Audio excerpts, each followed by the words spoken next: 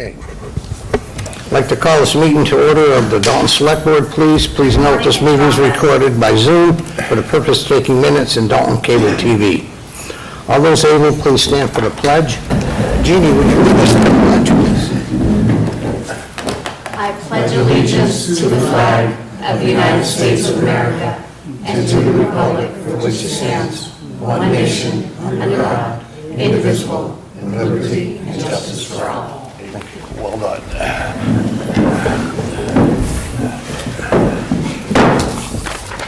Okay.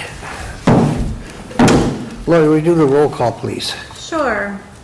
Robert Bishop, Chairman. Here. John Boyle, Vice Chair. Here. Jeannie Ingram. Here. Tony Pagliarulo. Here.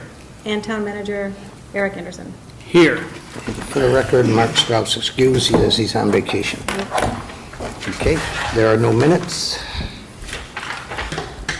Okay. The public address to the board. This is a time when the public may address the board on any item listed on the meeting agenda or any issue or matter of the town. For all public commentary, the board may limit the public address segment to 30 minutes. Additionally, each individual may be limited to 3 minutes. When addressing the board, we ask you to do the following. Please raise your hand to be recognized by the board chair. Please step up to the microphone at the podium and speak. Please identify yourself by name, address, or the company/institution you represent. Please address your comments to the board chair. Please make your comments concise and try not to repeat statements made by others. Discussion or debate on any issue will not take place during the initial public address. The chair or the designee may answer procedural questions at this time. If you wish to speak during a particular agenda item later in the meeting, as a courtesy, please request this during the public address portion to the right to speak later. That way, if the board chooses not to grant you the right to speak later, you have the opportunity during the public address portion. In order to engage the public, the Select Board will also allow limited public comments later on in the meeting on particular agenda items. Does anyone want to speak to any? Deb? My name is Deborah Kovacs. I'm the co-chair of the Dalton Historical Commission. I would ask that we move item number 20 to be next to item number 11, and when we go through the order of events, because I'm going to be speaking for both. Okay. Which ones do you want to do together? 20 to follow 11, please. 11? Yes. Oops. And what's the other one she wanted? 20. Number 20 would be after 20 will 11. follow 11. I can read them both together. They're separate issues. Separate issues. Separate issues, but you're But going to both speak on historical, both. both historical Yeah, commissions. so we'll just move that up. All right. Oh, thank you Okay. so much. Anyone else? Yes.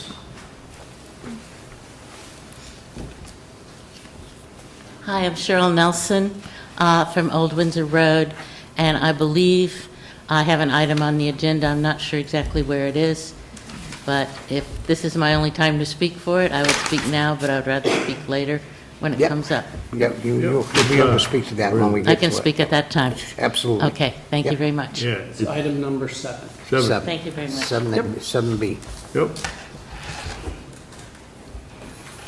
Okay, anyone else? Okay, number 6, appointments. Mr. Chairman, apparently on my agenda anyway, it says revisions to, The Conservation Commission. yeah, so what Right- are they? Right here, right underneath your appointment. So what do you want me to do? Let's see. I have to read, let's see, I'm getting, okay, this is, I have to read, let's see, These are, wait a minute. Are these the two guys that are leaving? Right here? yeah, O'Donnell and Ellis? yeah. So what do you want to do? These want to be removed because this was what happened. We approved all these, and the two up there, Kenya and Jeffrey, no longer want to be on the commission. And Eddie don't want a 3-year term, he only wants a 1-year term. Oh, he should resign after 1 year. Yeah, he wants to just end his term at 1 year, he don't want to resign. Okay. He wants All to right. end it. I'm going to make a motion to delete these from the appointment list, and Yep. then to set his term at 1 year. Correct. Okay. Mr. Chairman, I move that Kenneth Tenja O'Donnell and Jeffrey Ellis be removed from the Conservation Commission membership. Second. All those in favor? Aye. Opposed? Okay. Okay, the second item regarding the Conservation Commission. Edward Gero wants to sign up for just a one-year term. So I move that his term be altered to 1 year. Second. Okay, motion's been made and seconded. Is there any further comments? All those in favor? Aye. Opposed? Okay. Does that clear that up, Heather? Is that- Yes, that's okay. perfect. Thank you very much. Thank you. I know Thank- I will be as well. No, Back to the regular thing. yep. Mr. Chairman, I move that Brianne Noble be appointed Assistant Town Clerk effective August 17th, 2026, pending pre-employment physical and drug screening. Second. Okay, Correction, it's Brianne Noble. yeah. Did he say that? Brianne, not Brianna. Correct. It is Brianne. Right. Thank you. Okay, Brianna's here. Okay, any questions? Well, number one, we want to thank you. That's great. Yeah. Yeah. Okay, Okay, motions. I made the motion. I second it. Yeah, I second it, yeah. All right, all those in favor? Aye. Opposed? Thank you, and good luck, and greatly appreciate Welcome you coming on aboard, board. Coming Yeah. back home. Sorry I didn't pronounce Okay, you. yes, that's good. Coming back to my hometown. Thank you so much. Do you have any questions for us? I don't. Okay. I look forward to learning some new things. Okay, And Heather, yeah, you'll be busy in there. bring it on. Well, that's coming on. Hey, great, glad to hear that. Very much looking forward to it. Okay. Hi, Mr. Chairman, I move that we open at the Sewer Commission. Second. okay, motion's been made and seconded. Is there any further comments? Thank you. All those in favor? Aye. Opposed? Okay, We're gonna take the second item first. okay, since she's here, we can do that, yeah. Yeah. Mr. Chairman, I move that we approve the sewer abatement pertaining to 450 East, West Housatonic Street. Second. Okay, And that's the old Dalton Depot, which has been closed. And anyway, it's a typo error, a computer error or something, that he was sent a bill. is that what it is, Eric? Is that- Yes. Yep, Yep, correct. okay. Tony, you did second that. I did second, Yeah. yes, John. Okay. Do you want to speak, ma'am, on that one? No. She's here on the, The next Oh, one. Windsor Road. I'm sorry. Okay, yep. Thank you, though. okay. All those in favor? Aye. Opposed? Okay, Okay, Mr. Chairman, I move that no action be taken on the request pertaining to 274 Old Windsor Road. Second. okay. For discussion, do you want to speak now? Yes, I Okay. do.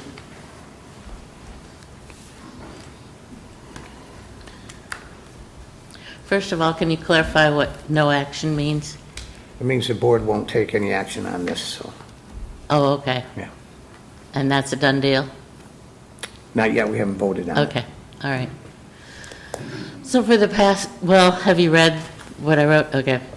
It's due to the misengineering of the sewer, and it really wasn't built for residential, and my home being the lowest point on it, I have suffered probably 25 incidents of flooding over the past 37 years, and I've been told all sorts of different stories from the town of Dalton and the city of Pittsfield about why, and it's only recently that I've learned that the way the sewer was built, it floods underneath the road right by my house, and it doesn't go down in pitch after my house to Wacona High School. There's another residence after that, but it's up higher.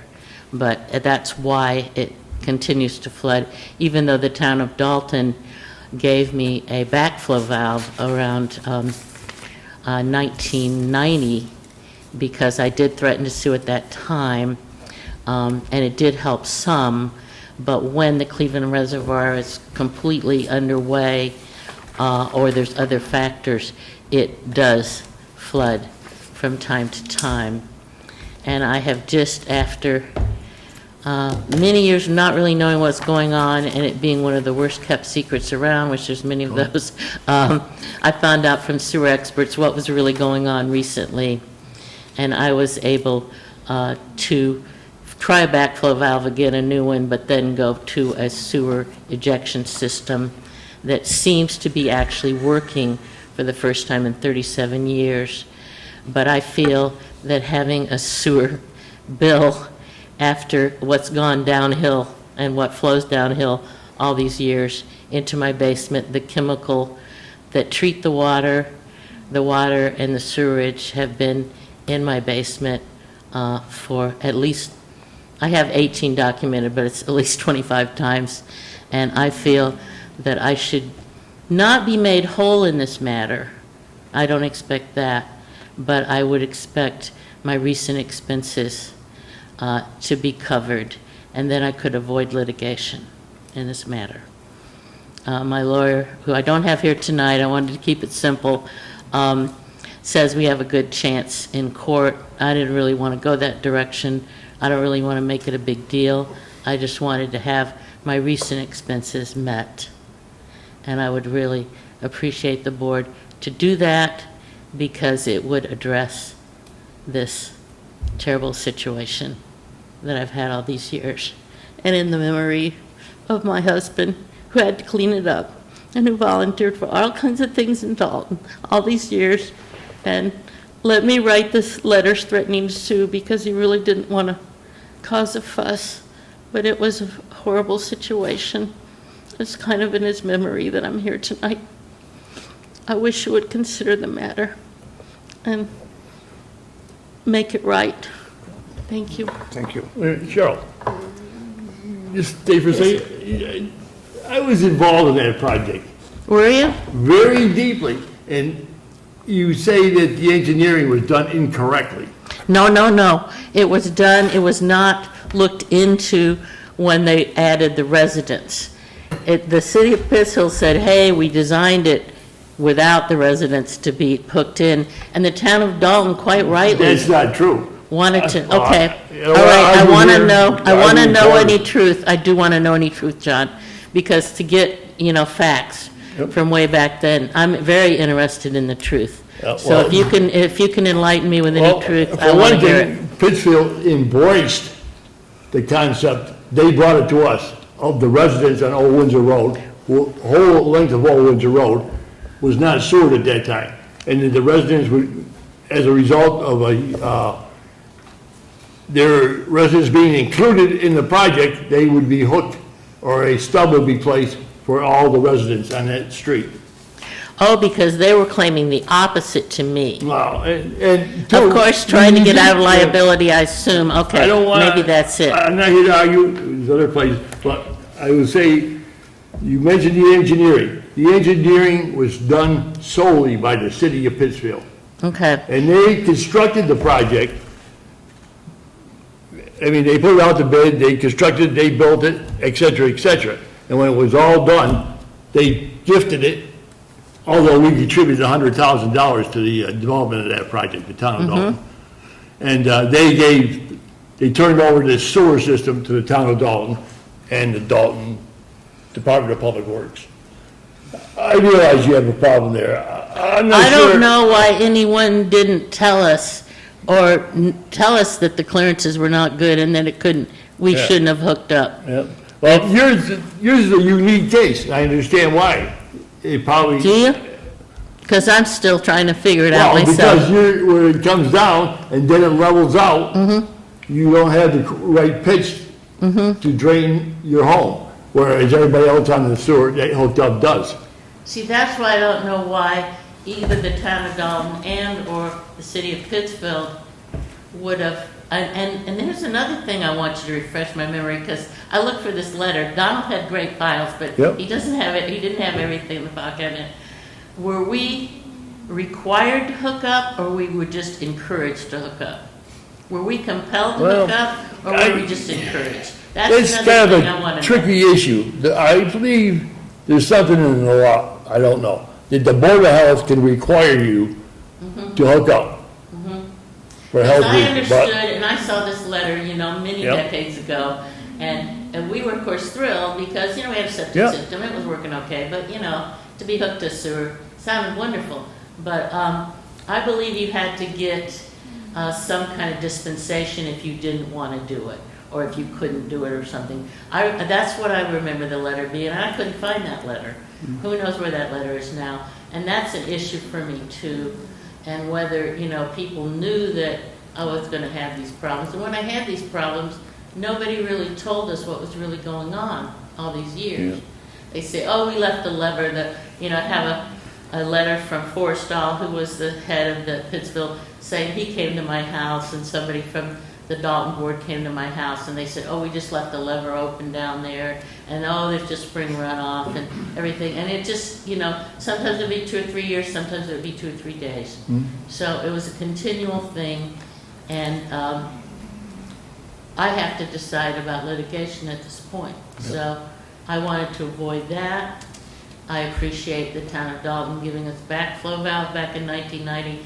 It helped some, and I appreciate other people more recently telling me of better and very expensive undertakings with the sewer injection thing, which I did. But I would really appreciate some financial compensation for this, and I'm not asking to be whole at all. If I go to court, when I go to court, I'll ask for a lot more, of course, but I'm just asking for Well- some of my basic expenses. I'm not speaking for the chairman, but I think the chairman is aware, as the board is, that you have a real problem there and you've expended all this money. But, we just can't stop sending you bills. We're just not, you I can't work understand that that way. might be a problem, that's why I thought, Yeah. that's why I put, maybe an abatement would be. Maybe I suggested to the chairman that he consult with our town attorney to see what we can do to rectify the situation somewhat.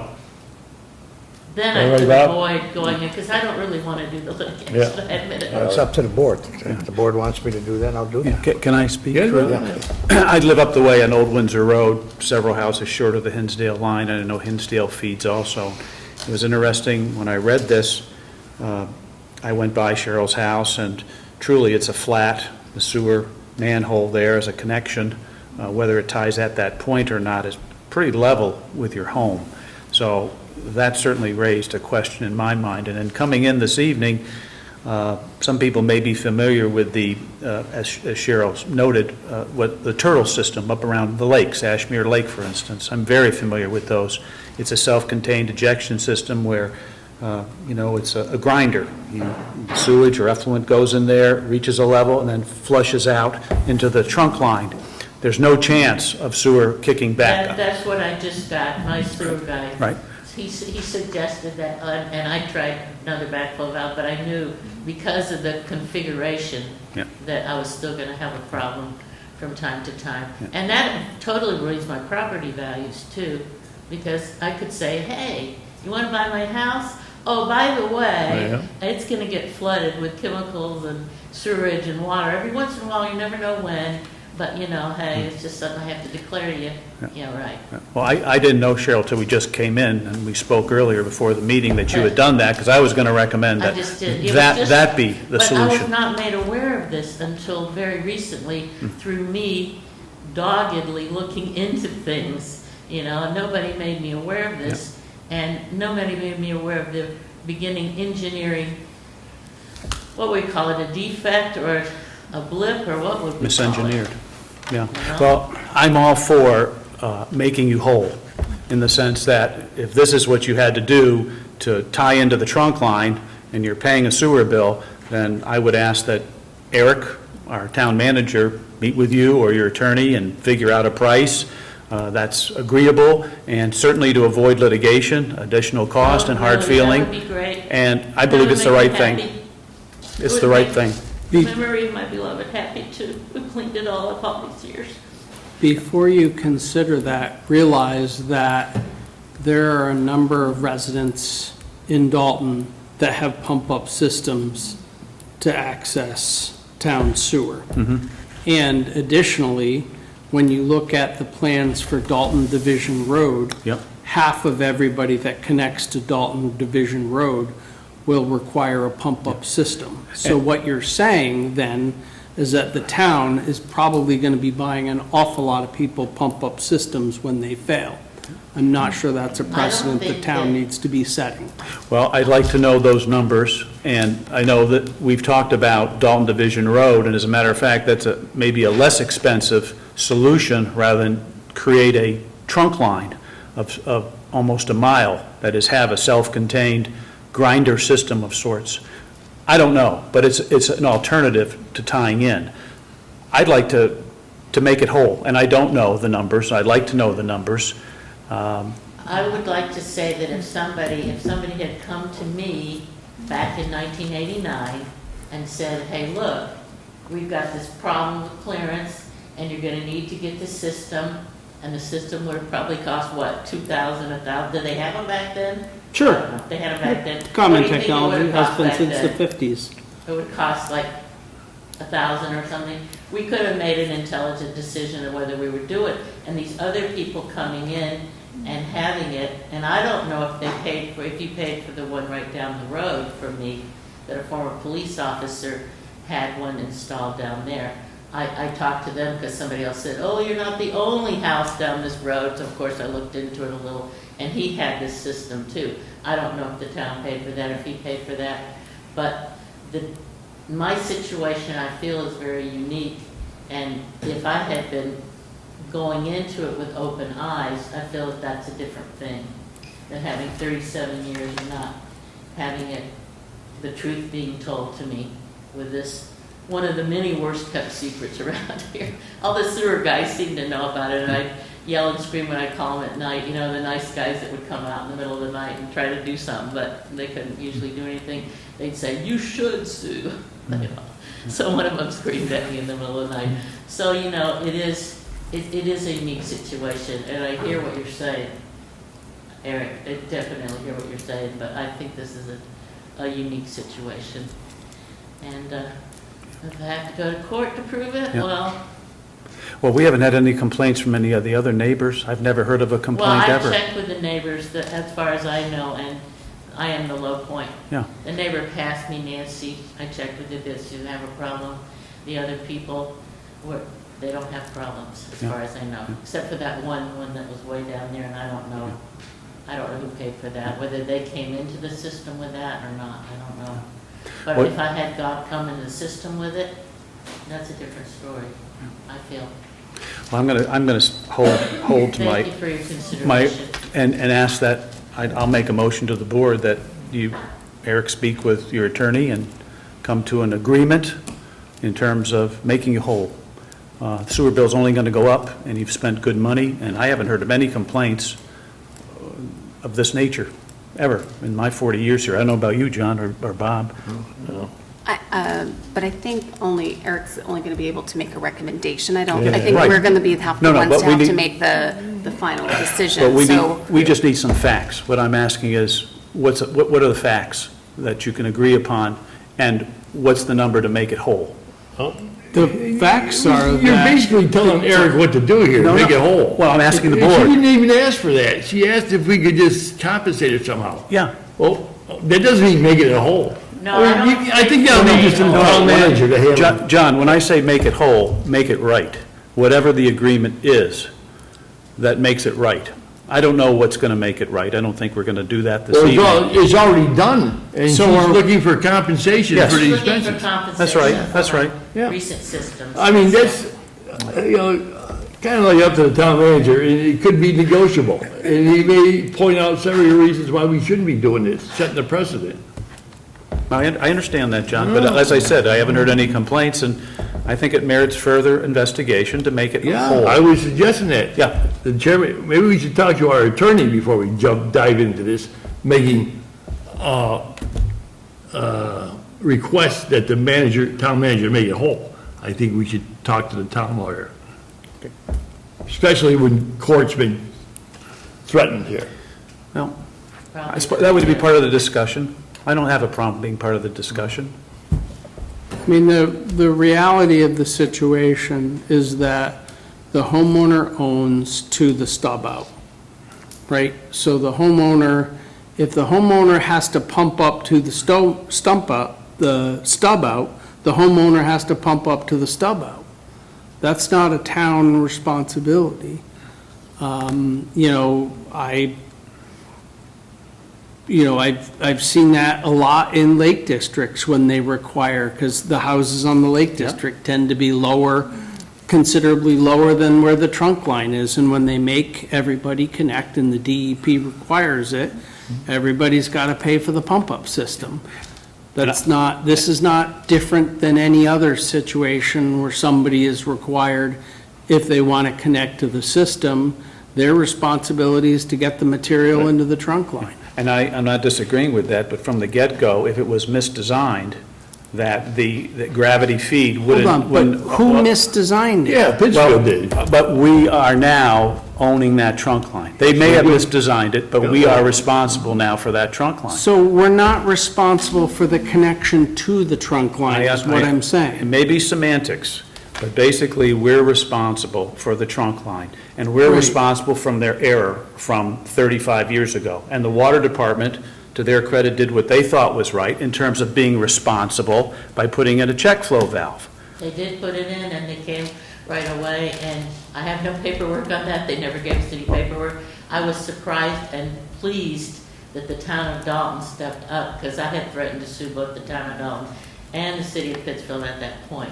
And the town of Dalton just came to my house and put in a backflow valve. And I thought that was, The town of Dalton has acted responsibly. They were And tried to acting do the best thing they responsibility, thought and was the that's right thing at the time. exactly, and that's why I went after the city of Pittsfield all this time. But then the city of Pittsfield told my lawyer and me both, hey, look, we didn't want them to connect, it was just supposed to be, so now this information. No, you're that is giving true. me That now, is not true. That's different, you're Yeah. giving me different Hey. information. So, I don't have all the historical information that I would like to. Have you spoken to the city of Pittsfield recently? What? Have you spoken to the city of Pittsfield I recently? What was really funny, I called and an engineer told me, oh yeah, we have all kinds of things we could have done down here at the plant to help you out all these years, and we didn't do it, and it was very nice. And then when I called again, the same engineer yelled at me and said, you shouldn't have connected, you didn't have to connect, and he just went off on me. So I've got Dr. Jekyll and Mr. Hyde. I had an experience with the engineer there, which and I would call the water department, and the secretary's been very nice to me there, but that's about it. Well, we have a motion, but I'd like to make a motion that discussion between our town manager, Cheryl, and her attorney proceed. And if there's an agreement that can be agreed upon in terms of making it whole, where both parties are satisfied, and come before the select board with a recommendation or recommendations, I'd like to see that happen as the next step. I appreciate it. Actually, I would like to see you go back to the city of Pittsfield with your lawyer and start there first, and then come back here. He's been through the city of Pittsfield. Yeah, well, I mean, have your I lawyer think talk that's to him. where you should start, your lawyer should start He did with the start city of there. Pittsfield. He has done that. I paid for him to do that, yes. I didn't get anywhere with them. He didn't get anywhere with them. No. They said it's town of Dalton's Yeah, responsibility. I don't see how Pittsfield would address it, because they don't own the trunk line. We own the trunk They line. won't address it. We own the trunk I line. tried, we But the tried. city of He Pittsfield, tried through to this do that. engineering Yeah. in 1988 or 89, are responsible for the Moynihan, problem. I believe his name. Morally responsible, maybe not legally. Yeah. So if there was any fault on Pittsfield's side, it was simply that they put in a system where the pipe diameter doesn't meet the current flow today with the backflow from the water reservoir coming off. But they don't regulate who connects to the system. That is Dalton's responsibility. But typically, Dalton does not assume responsibility between somebody's house and the connection to the trunk line. If our trunk line failed, that's on us. The sewer department deals with that 100 times out of 100 times. But if it's simply that the house is lower than the main trunk line and water's backing up into the into the lateral or the connection to the house, I still maintain that's not a town responsibility. That's a homeowner responsibility. But if the board's pleasure is that we reach a settlement with the resident, we will do so. I just, again, caution you that that's going to set a precedent, and the next time somebody has a sewer ejector fail, if I were them, I'd come before the board, and I'd ask the board to make me whole too. So you have to be aware. I haven't had a sewer ejection fail. That's not the fact. I'm not opposed to more conversation, but I am uncomfortable with the term making it whole. Yeah. So I'm happy to And I'd- have more you have to conversation, bet. but to make it whole is a problem for me. I'd strike that then as part of my motion, then to have a conversation, come back with I recommendations. think the first thing, again, I'm gonna go back to my original point. Mr. Chairman or Mr. Anderson, contact our attorney and see what's feasible here. They might say, absolutely no, you cannot do this, you cannot negotiate, you can't do anything. It's Pittsfield. That would be my position. Well, John, I'm agreeing with that Okay. as part of a broader conversation. Well, I mean, that would be part of it, obviously, well, right? That's part of it, and then we take that piece of information and hopefully move on or not move on. I don't know.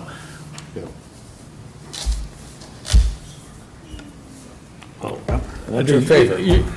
Well, the motion on the floor that's been seconded is that the board take no action.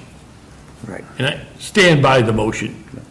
But I would suggest that yourself and Mr. Anderson consult with our attorneys and see if anything is feasible. Point us in the right direction. Okay. And that's it. Okay, let's We're not hold on here. suggesting anything, we're not suggesting any outcomes. I'm just suggesting that we consult with our attorneys. Let's This hold is a legal matter. We didn't start this. We're being threatened to be sued. It's our obligation to the town of Dalton to consult our attorney. Okay, let's vote on Okay. the original motion. Okay, vote on the original motion. All those in favor of the original motion to take no action? All right, Aye. Opposed? Nay. okay? So that Now, passes. you and Mr., you're gonna consult with Tim, or a lawyer there. Yeah, Eric and I will consult Okay. our lawyer, okay? Fair enough.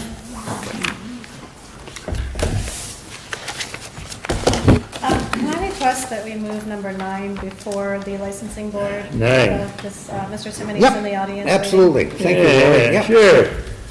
Oh, first we Mr. gotta close Cimini. this, Wait a we minute. gotta close this sewer commission. Yeah, Mr. Chairman, I move that we adjudicated both things, close as a sewer commission. Second. All those in favor? Aye. Okay, Opposed? yeah. Okay, now, We gotta open this licensing yeah, board. yeah. No, we gotta go down here to, Lori suggested we take up number 9. Okay, This is an appeal from a junk car, potential violation by Mr. Cimini of, who owns several properties on Chamberlain Avenue, and one of his tenants has a junk vehicle that's been cited by the police department, and he's respectfully requesting a 30-day extension to work out this matter with his tenant, okay. which I find perfectly plausible. Mr. Cimini, would you like to speak? No, I pretty much wrote, I pretty much wrote down what I need. I need 30 days, whether it's from today or the end of the month. I need Does anybody have any problem with that? I'm totally in favor of it. Mr. Chairman, I move that we grant the request for a 30-day extension. Second. Okay, motion's been made and seconded. Is there any further today or comment? from the end, when does the 30 days start? I just want to come on vacation next week and then I'm going to get towed out. But my goal is to remove the trailer. Okay, we can start, Thanks. what, this starts today, correct? I'm When we good. go down? Well, it doesn't Thanks say. very much. Okay, wait, we gotta We go gotta down. vote. We gotta go down. And I just have a question. If indeed this isn't resolved, you'll come back to us again? Absolutely. For another, yeah. I talked to John earlier, I'm going to talk to the lawyer because I don't know what my rights are if I can tow with a vehicle. I don't know what, as a landlord, this has never happened to me 35 years and as a landlord. Okay. But I'm not. Thanks, Rod, that's all we want. That's all we're doing is trying to clean the junk in town. Okay. Thank you. No one time. Well, we still gotta vote. Okay, all in favor? Aye. Opposed? Okay, Thank you. you're welcome. Thanks for bringing it up, Lori. Okay, now, where are we here? Well, we gotta open this a license. Since we're on that one, do you want to continue and do the second appeal? Yeah, let's get Since that. we're out of one. order Yeah, anyway. let's do that, so. Yep. Where is it? Number 10. Number 10. So I'll give you the cliff notes on this one. The applicant After 9. would like to Oh, be you knew it. relieved of Yeah, part of there his you go. fine, because he did provide the towing slip on the back. 2 of the 4 junk vehicles that were in his yard have been towed, so I do think it's appropriate to reduce the fine by half, because Is there any kind of a promise to move the other 2? not yet. I don't think he's offering that. If indeed, will we have to revisit this also? Yes, I would say so. Yep. Okay. Okay, motion to accept half price. Second. Motion been made and seconded. Is there any further I discussion? don't think we should do anything regarding price until the guy completely cleaned up the junk car things. Then we'll consider it all at once. The fine. Well, the 2 of them are already gone, John. Yeah, well, it's instead of get rid of the other 2. That's what this is all about. Enforcing the zoning junk car bylaw. Yeah, but you can't really charge them $50 and they're gone. Is he asking for, is this one, there's no, does he want a 30-day extension or anything? Do we know? No, I don't know what he's planning on doing with Okay, the so we other didn't 2, get but that he was question. mad because he got fined when, by the time he actually got the fine, 2 of the 4 vehicles were already out of there. And I agree with that. There's a Yeah. delay from the time the police officers see it to the time I sign the letters and they go out, and in that period, he had already removed 2 of them. So what you're suggesting is where it says non-criminal fine is 25 times 4, 100. Should be 25 times 2 Yeah. or 50. Correct. Yeah. Right, yeah. Correct. All right, that's a good faith, but when you tell them this, tell them how about acting in good faith and get rid of the other 2. I will convey your sentiments. Okay, motion's been made and seconded. Is there any further discussion? All those in favor? Aye. Okay. Holy smokes. Okay, where are we? We're gonna go, open as a licensing board now. Right.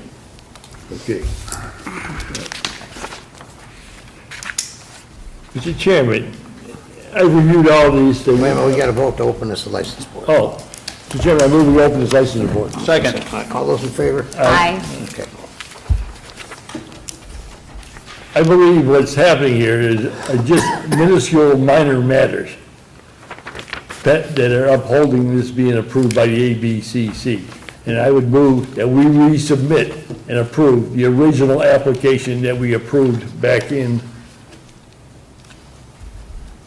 I don't know, I think it might have been March. Yeah, with the correct, earlier in the year. Yeah, it was in March. Good. So the Yep. corrections have been addressed, and the ABCC investigator is satisfied with them. What she said that our next step would be to approve it and then submit the revisions. Okay. Not the original.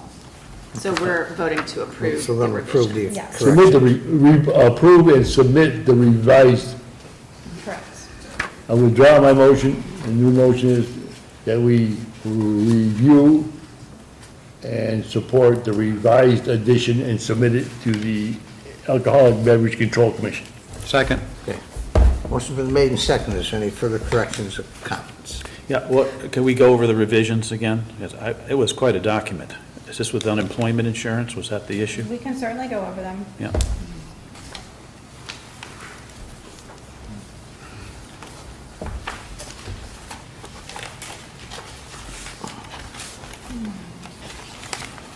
Are you going to lead that?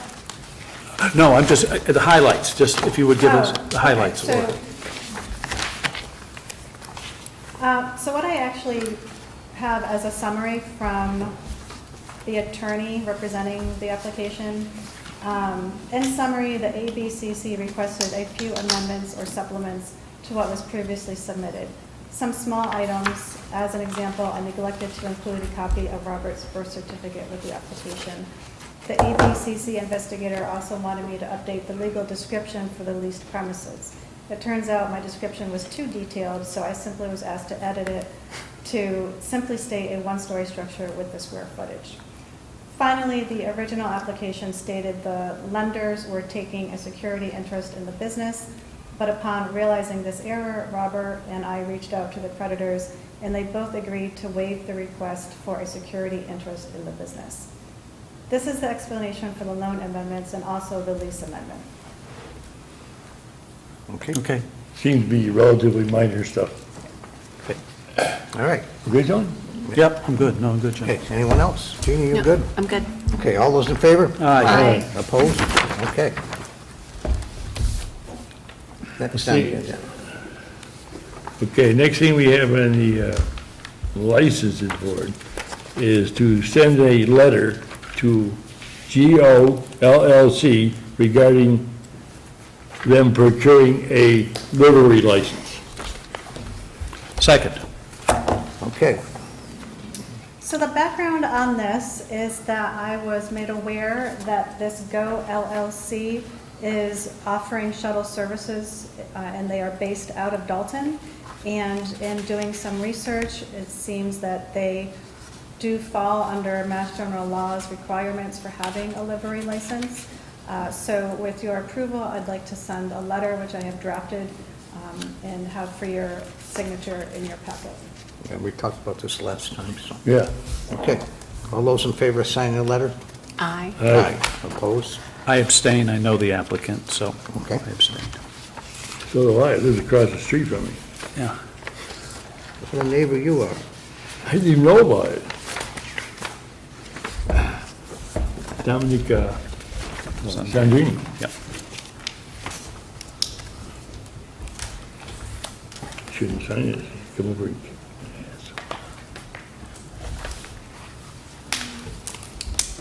And the third issue we had before the license board is a review of the one-day beer, wine, or all alcoholic beverage. Tony, did you sign this? He's not going to. Oh, I okay. think he's abstaining. Take that, I can't. All you did was a review of the one-day liquor license procedure and fee structure. Second. No changes to the fee schedule, Yep. but I would like to update our one-day liquor license application. There are questions that we are supposed to be asking our applicants that we currently do not. Some of those questions pertain to whether or not the server is tip certified, and we also have not been requesting liquor liability insurance. So I did find this form being utilized by a couple other towns, so it seems to encompass all of the questions that fall under the one-day liquor license criteria. So I think it's a good form to begin utilizing. Good job. You get a one-day beer wine license to have a party in your backyard, getting liquor liability insurance, and being, was it trained, Tip certified? tip trained. I should know that. I was doing this for 35 years. Is a real barrier. I'm not certain that those two provisions should be on the application. A backyard party Yeah. is considered a private party. It would not fall under the one-day liquor license. And that's some of the questions that will help us determine whether actually it does fall under the one-day liquor license criteria. Somebody having a party in their backyard is their own business. I always said that, but people did come in and ask for them. I always agree with, okay, I agree with that. But this was more like Wacona Country Club. Correct. Yeah, so, yeah.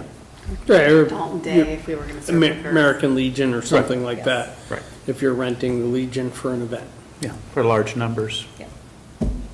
I think it's more than I think it's fine. applicable. Yep. Okay, motion to accept? All right.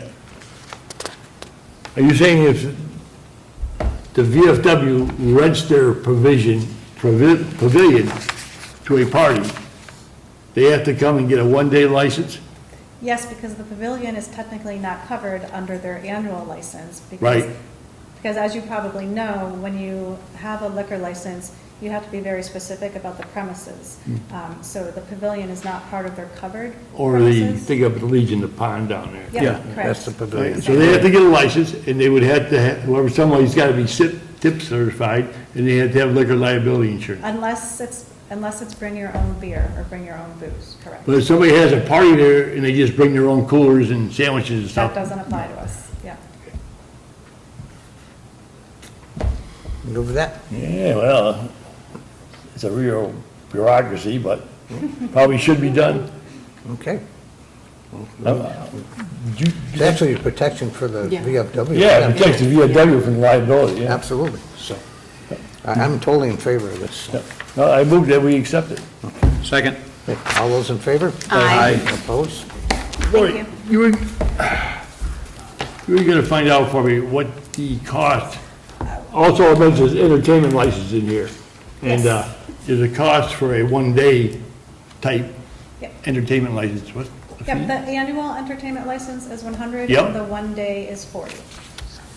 Okay, Okay, and issuing these licenses is in the province of the town manager's office, Correct. either through yourself or through the town manager. Correct. Good? okay, Yep, so those do not have to come before the board. Yeah. okay. Deb, you are up. Number 11, review and approve Purple Heart Community Close the Proclamation. licensing board. Oh, we gotta close. Mr. Chairman, I move to close the license board. Second. All those in favor? Aye. Okay. All right, Deb, you are on. Good evening to our chair and members of the board, and thank you for this opportunity to speak this evening. First of all, again, I would like to say my name is Deborah Kovacs. I'm a co-chair of the Dalton Historical Commission, and my co-chair Dennis Krakow cannot be here this evening, but I would like to say that he put a lot of time and effort and research into what I am about to present. I have two things to present, and I will do them in order. The first thing I would like to present is I'm requesting that the board support in formally declaring the town of Dalton a Purple Heart community. This designation is more than a symbolic gesture. It is a public affirmation of Dalton's respect, gratitude, and enduring commitment to the men and women who have been wounded or killed in combat while serving in the United States Armed Forces. The Purple Heart is the oldest military decoration still awarded to service members. It represents sacrifice, courage, and an unwavering devotion to our nation. Many communities across the Commonwealth have adopted this designation as a way to honor their local Purple Heart recipients and to ensure that their service is recognized not only on national services, but throughout the year. By becoming a Purple Heart community, Dalton would join a growing network of municipalities that actively acknowledge and support veterans who have borne the physical and emotional cost of defending our freedoms. This declaration would also align with the values that Dalton has consistently demonstrated: respect for service, pride in community, and a commitment to honoring those who have given more than most. If approved, the designation can be recognized through public messaging, signage at town gateways, and inclusion in future veteran-related programming. It is a meaningful, dignified step that reflects who we are as a community. I respectfully ask the Selectboard to adopt a resolution declaring Dalton, Massachusetts a Purple Heart community, and to authorize the appropriate steps to formalize and publicize this designation. Thank you for your consideration. Okay, Mr. Chairman, I move that we declare Dalton a Purple Heart community. Second. okay, I totally agree with this. This is the least we can do. It's just totally amazing. Is Thank there you for doing things this. that we need to do now, I had paper? fun reading that. Do you, got did you want to read or do you want me to read the? Yeah, go ahead, Jamie. proclamation? Yeah, I wanted to read that. Yeah, I'd love to proclamation. read the draft proclamation. Town of Dalton, Massachusetts, Select Board Proclamation declaring the town of Dalton a Purple Heart community. Whereas the town of Dalton has a long and proud history of honoring the men and women who have served in the armed forces of the United States, and whereas the Purple Heart Medal, first established by General George Washington in 1782, is awarded in the name of the President of the United States to members of the armed forces who have been wounded or killed in combat with an enemy of the United States, and whereas the town of Dalton recognizes the extraordinary sacrifices made by Purple Heart recipients whose courage, devotion to duty, and willingness to place themselves in harm's way exemplify the highest ideals of military service. And whereas Dalton is home to veterans, active duty service members, and families who have borne the weight of that sacrifice, and the community is committed to ensuring that their service is never forgotten. and whereas becoming a designated Purple Heart community affirms Dalton's deep appreciation for all those who have earned the Purple Heart and strengthens the town's commitment to honoring their legacy. Now, therefore, the Select Board of the Town of Dalton, Massachusetts does hereby proclaim Dalton to be a Purple Heart community, honoring all Purple Heart recipients and encouraging residents to recognize and remember the sacrifices made by those brave men and women.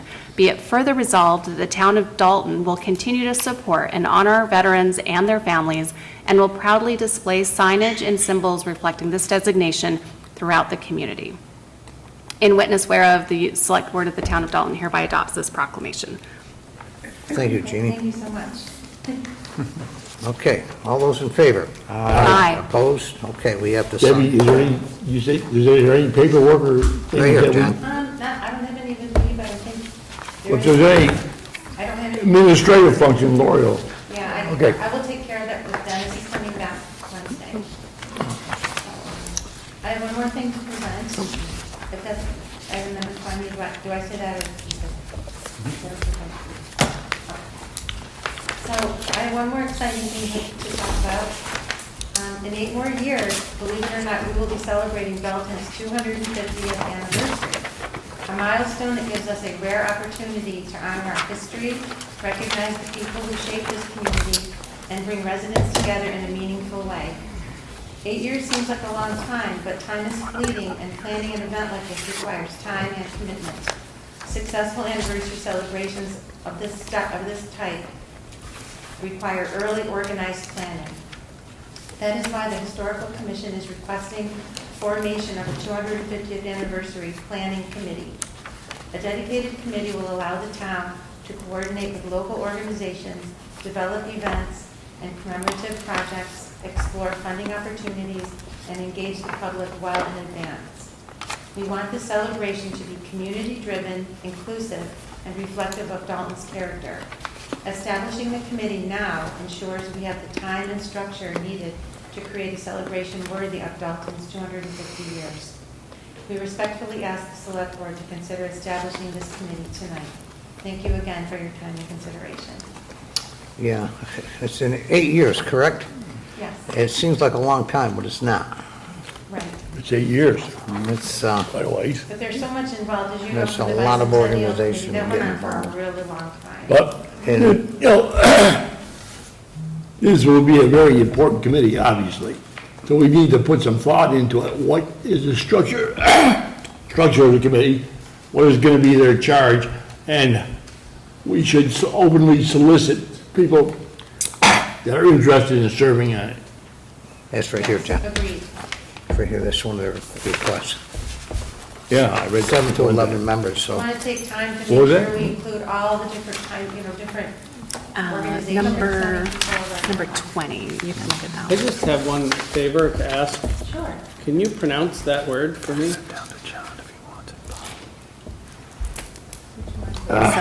Sesquicentennial. Centennial. Sesquicentennial. Thank you. Sesquicentennial. Okay. Centennial. Yeah, if the board's okay, let's solicit names, and in our September meeting, Okay. we will announce and get moving.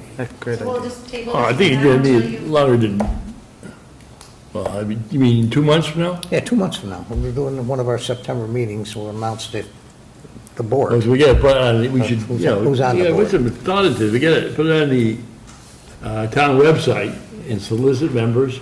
And we want to look for, as suggested here, someone from the business community, someone from the schools, citizens of the community, naturally. Yeah, they'll be And up to- obviously, members of the board. It'll be up to us to pick from the Church list. members too, because Yeah. our church was instrumental in establishing our town, just from a governmental Yeah. point of view. We did something like, the town did something like this in 1976. Yeah, Wasn't it? I mean, It was a they had big a- deal. 76 was, no, 76 was the, Yeah, no, 76 was the 200. federal 200 anniversary. Right, I'm just saying Dalton, But 7 years later, we had our 200th anniversary, Right. 1984. 84 Okay. was our 200th Yeah. anniversary. Yeah, Because we were established in 17. Yeah, we had a big parade here, the mummers came from Yeah, Philadelphia. we had a big parade, balls and every place. Yeah, it was crazy. Yeah. Had a big pig roast and- That's what gave us this idea. Yeah, So how should I bring this information back to the commission? Say we're going to wait till September to establish a committee? yeah, we'll No, do it, and we gotta vote on it first, but that's just my suggestion, we'll pick a, Okay. everybody send their names in, and we'll go over the list of That's a great names, idea. and, And like, obviously, at least 2 members of the committee should be members of the historical committee. Are you good with that? Yes. Okay, so we get 2. If we have a 9-member committee, 7 to deliver 11, 7. it said 7 to Somebody, a 11. businessman, somebody from the school, the Yeah, rest of it kind of citizens. Okay. Yeah, we'll just put it out there on the website and in our announcements and whatnot, and hopefully if the newspapers will Yep. listen, they'll put it out there for us too. Maybe we can find some of the members that were on it 50 years ago. Good luck. Yeah. Pete, you know who's chairman? Pete Barden. Oh, yeah. Yeah, Do we he have was. a time capsule? He was. We do. They had a Do we know where it is? parade started Yeah. up by the store History mixed up. on the Hinsdale Road I'm not sure, actually. and went from It's a great idea. east I know to someone, west, yes.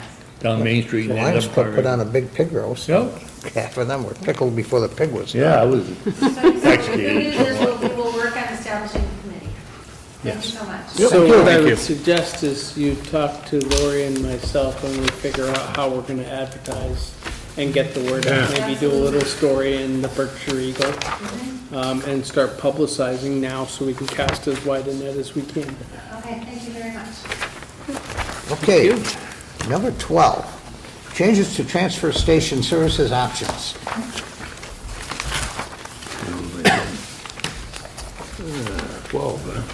Okay, so this came up because we had a little kerfuffle, we issued a recycling-only permit to somebody, and Bud was under the impression that the board had wanted to get rid of that, so they weren't issuing stickers for that. So the resident was a little irritated, to say the least.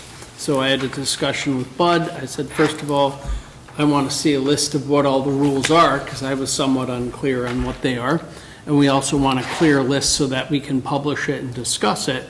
And that at least in the interim time, you know, since there was never any decision by the board to give up the recycling-only sticker, we would reinstate that.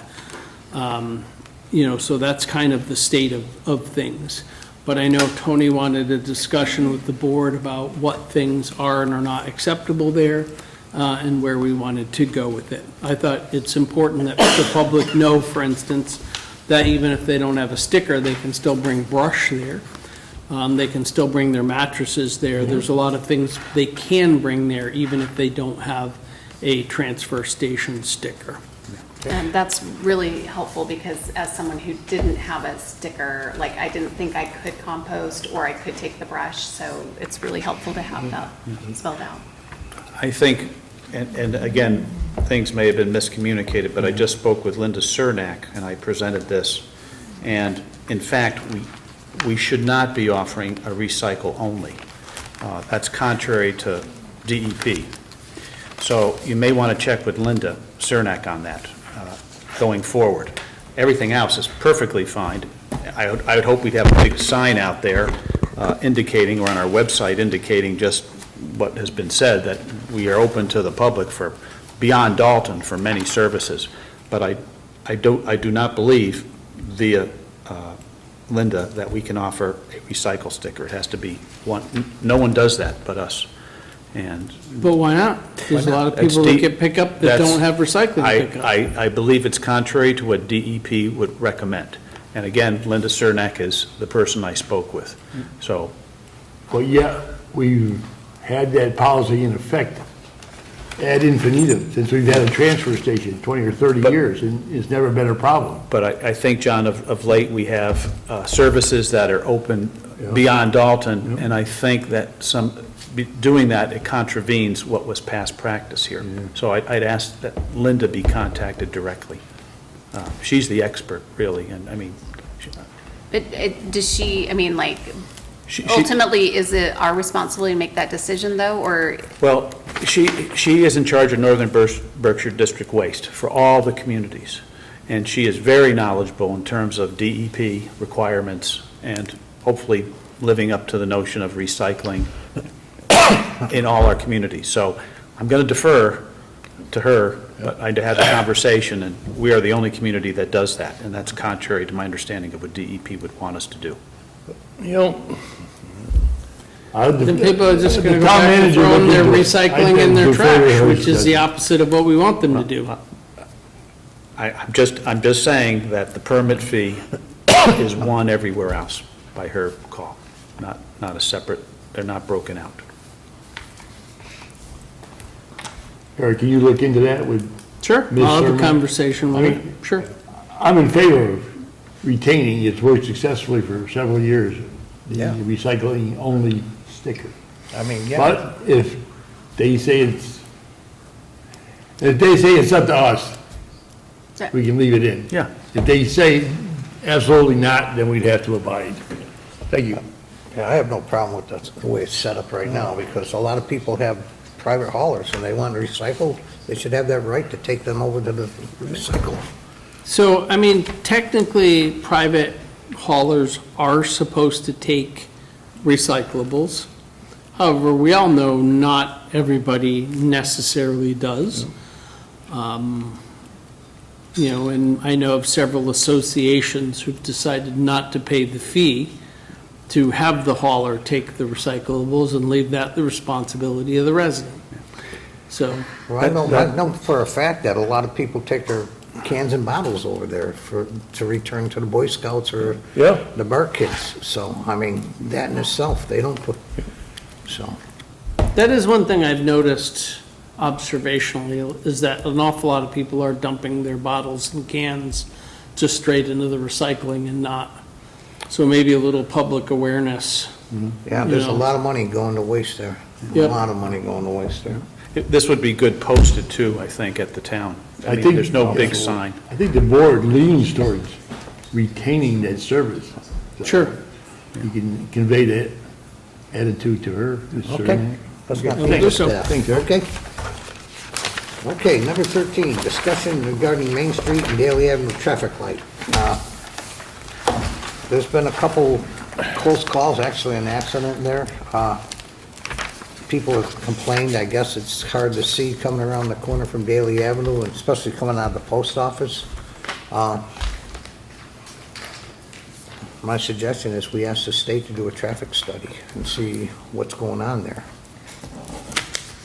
Yeah, my own experience, it was when Ken was town manager umpteen years ago, and I almost had a close call hitting a pedestrian, and I asked Ken, I said, Ken, can we get a crosswalk? And he deferred, much like you said, Bob, it's state that has to do it, but we can certainly request, and they're really responsible. I mean, one direction it says pedestrian crossing, the other it doesn't. It's a real pinch point in Dalton.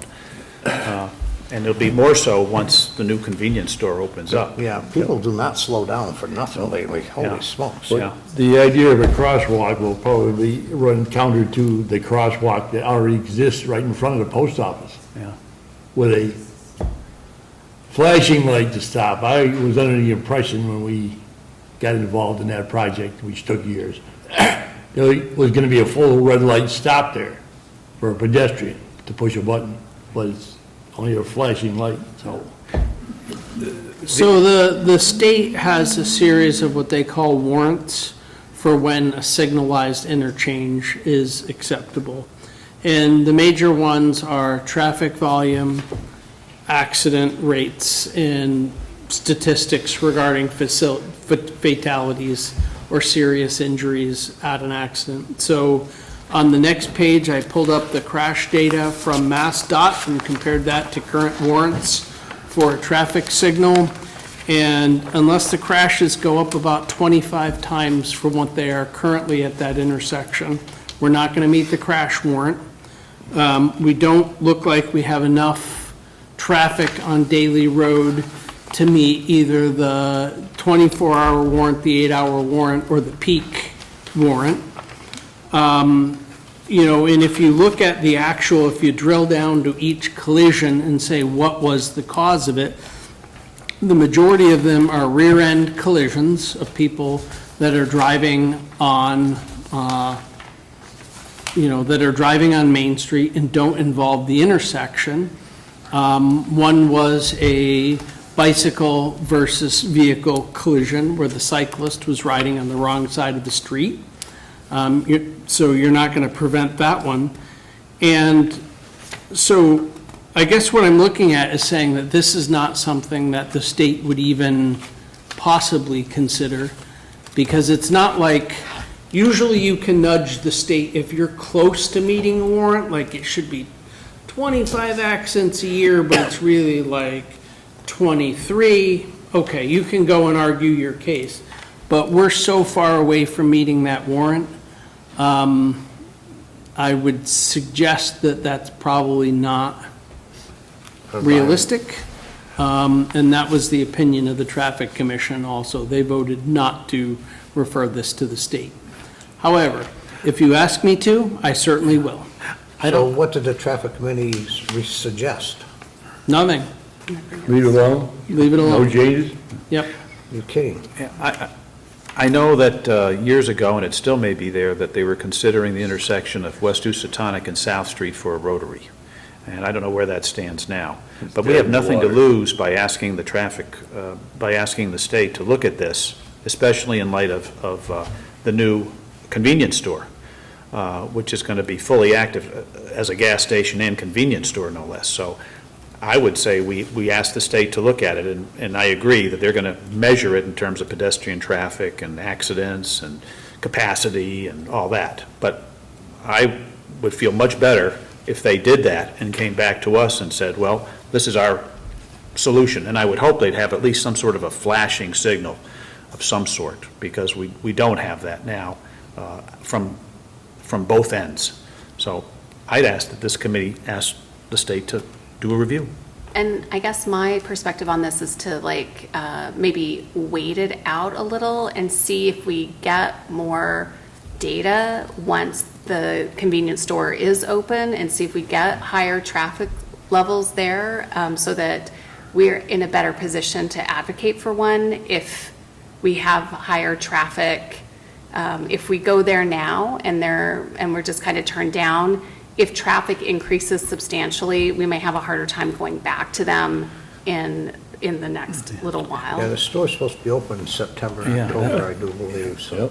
So I think, I understand what you're saying, Gene, but the wheels turn slowly, and they're going to be ready to open up by September. If the state even looks at this by September, it'd be a godsend. Right. So I think the timing's appropriate, what with the store opening up and the state hopefully We can taking even us up. tell them that. I mean, we're expecting a new store opening across the street. Yeah. Yeah, you're gonna have to deal with people cutting across traffic to pull in there. That'll be the issue, that's for sure. So would you want a motion from the board to Yes, ask the please. state? Sure. I'd You want make a- the state, what your specific ask is the state to do a traffic study with the intention of, with recommending that the state consider a signalized interchange at that location. Or any other recommendation they would make, flashing lights, I don't know, whatever What they'd if they come recommend. back and say, close Daily Road? Well, I don't think they'd say that. Why not? Turn it into a one-way, you've solved your problem. Well, then, you know what, and if that's their professional opinion, then we'd have to consider it. Yeah, Because I'm smirking when I say this, but only because I read through their manual prior to this meeting and looked through their approved countermeasures before they go to signalized interstate. And you're probably going to find that will be one of their recommendations, to either make that a one-way, or close it completely to traffic.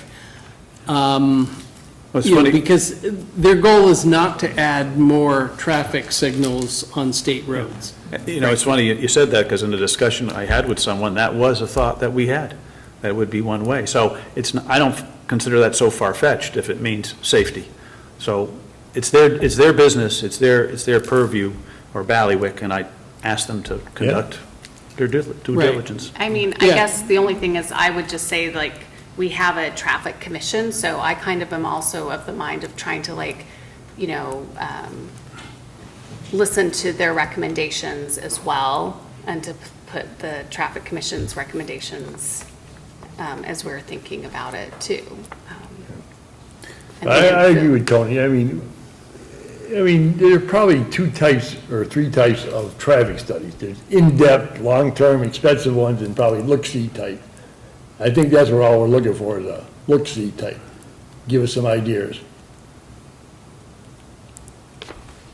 And I support Tony, ask the town manager to ask him to take a look-see at it. And tell him that this store is gonna be open in September, you think about? That's what they say. All right? I don't believe it will be, but I it will doubt be. it will be already. They're doing a lot of Yeah, remediation. sometimes it looks horrible, but sometimes things wrap up Yeah, quick. yeah, could be. Okay, I mean, one of the things I would suggest is you look at the mass crash data portal and look at Main Street and Route 89 as it goes through town. And what you'll see is that accidents are extremely well distributed all the way down the road. And that most of them are collisions with a fixed object, like a parked car, or rear-ending other cars, or hitting utility poles. That's the majority accidents along that corridor, none of which is a signal going to alleviate. In fact, signals tend to cause more rear-end collisions. Well, Flansburgh Avenue, for example, is where there is a light, and there's 20 accidents on this versus the 13. So You got it. I was in one of them. Got your rear end. Now, that having been said, Who caused traffic that? lights I think I often think it cut did, to down be honest. on Not what I heard. the most Pass the- serious I go ones, down, which try are to pass the end left. side impact angle collisions. Well, So- rather than speculate, let's move it to Yes, have the let's state move along. give us their opinion. Okay? Let's move it, one way or another. I move that we ask the state to conduct a traffic study at the corner of Daly Avenue and Main Street, Dalton. Second? Second. All right, all those in favor? Aye. Opposed? Aye Okay, or nay. okay, thank you. Okay, number 14, Sign the, sign the Warrant. state primarily election warrant, which is right here.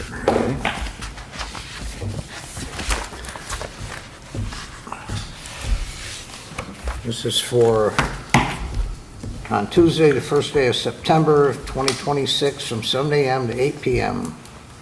for Senator in Congress, the Governor, Lieutenant Governor, Attorney General, Secretary of State, Treasurer, Auditor, Representative of Congress, Counselor, Senate and General Court, Representative in General Court, District Attorney, and Registry of Probate.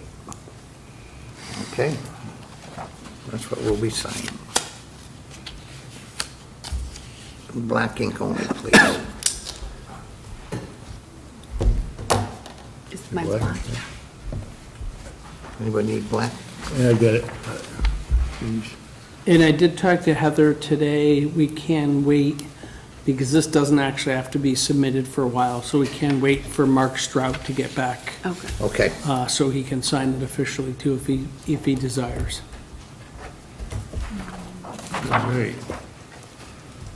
She's really by herself until the middle of August, unfortunately.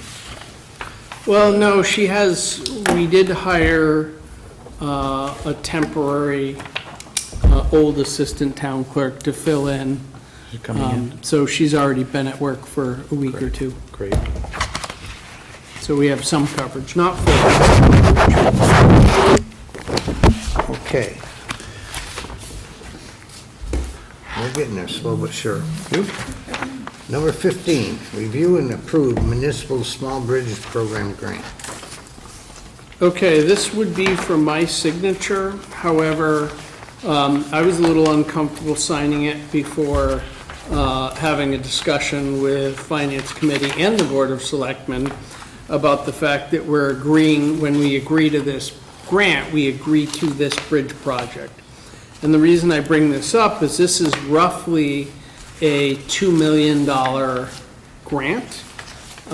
The full engineer's estimate was around $2.2 million, but they tend to be a little high, so I'm gonna guess this is, at the end of the day, gonna cost us somewhere around $2 million, of which $2 million more because we've already grant funded the full design for the bridge.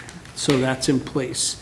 The replacement scheme for this will be to take it from a twin pipe steel, corrugated steel culvert to an actual box culvert with an open bottom. So for practical purposes, this is a prefab bridge that they're plunking in.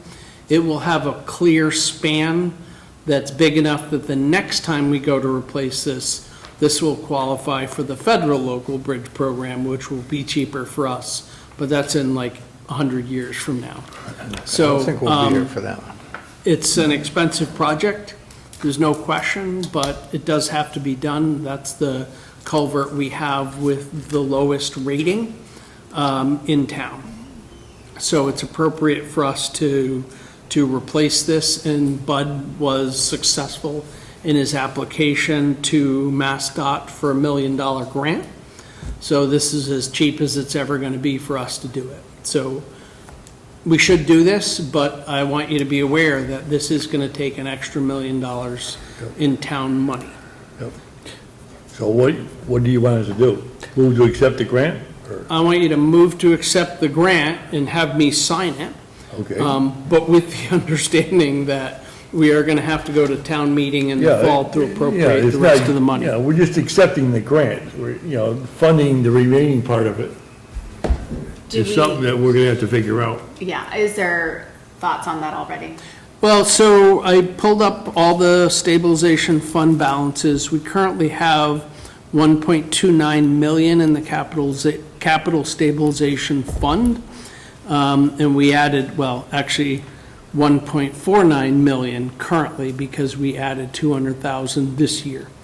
So my suggestion is that we can probably do it with a combination of free cash and capital stabilization safely with existing dollars and not have to go to short-term debt for this. But that's going to depend on the board, how you want to proceed with that. The other thing, if we don't sign this, we're on the hook for all 2 million, correct? Eventually, Right. yeah. Mr. Chairman, I move. Can I ask two Oh, go ahead, questions, John? go ahead. Just to be clear, where is this exactly? Where's Barton, where is this culvert? I know Grange it's- Hall Road. Right at It's Patricia the Avenue. first big culvert going up Grange Hall Okay, Road. so it's up the road from Right near Main. Patricia. Yeah, it's not Okay. that far.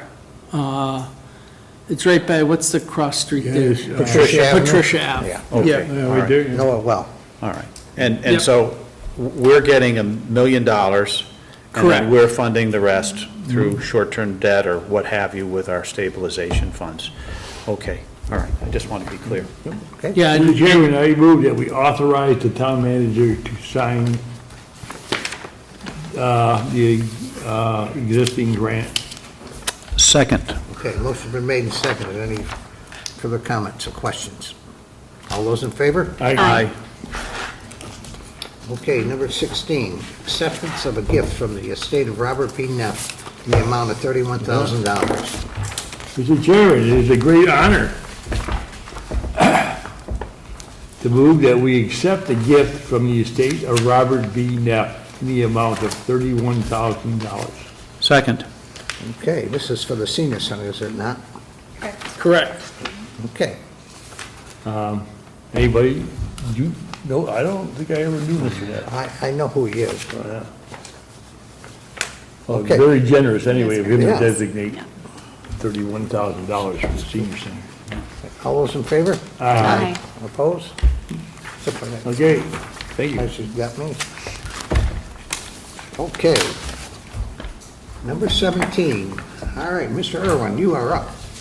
No. Yeah, no one showed up. Oh, sorry, I thought it was, yep, sorry. Yep.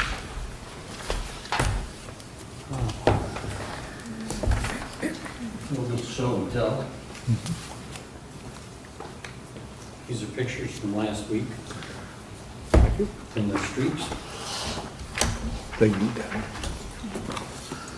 Thank you, Tom. So, in the pictures,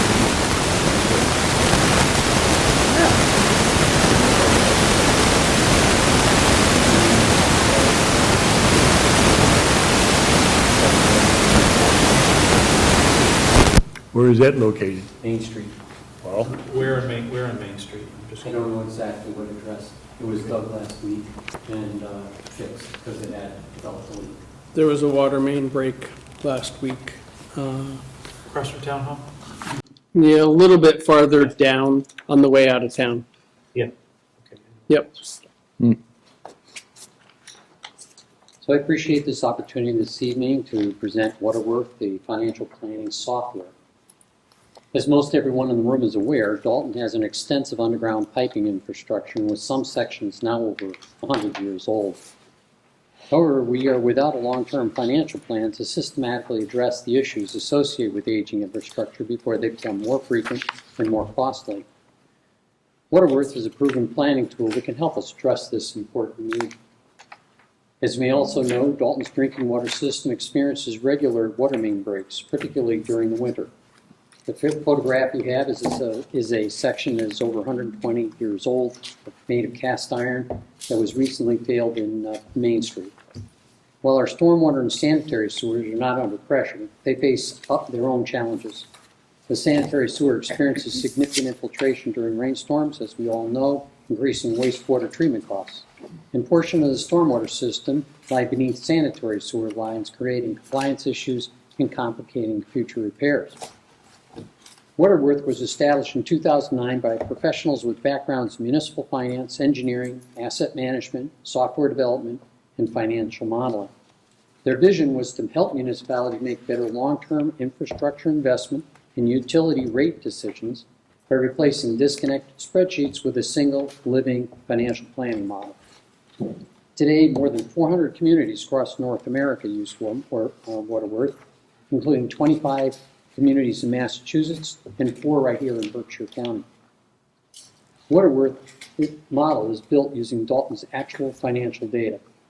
As a Dalton Water Department has already done the town plans to load revenue and expense reports, debt service history, debt maturity schedules, capital expenditures, and other important financial information beginning in 2017.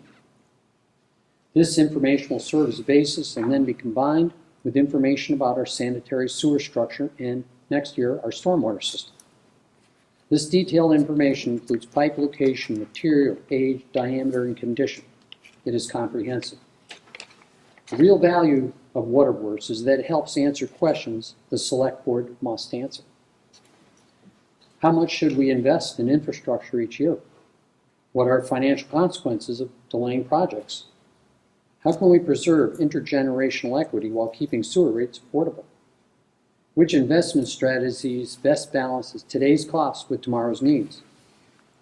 Rather than relying on intuition or disconnected spreadsheets, Waterworth allows us to explore options to answer these questions using Dalton's own financial and infrastructure data. Communities using Waterworth have found it to be a valuable long-term planning tool.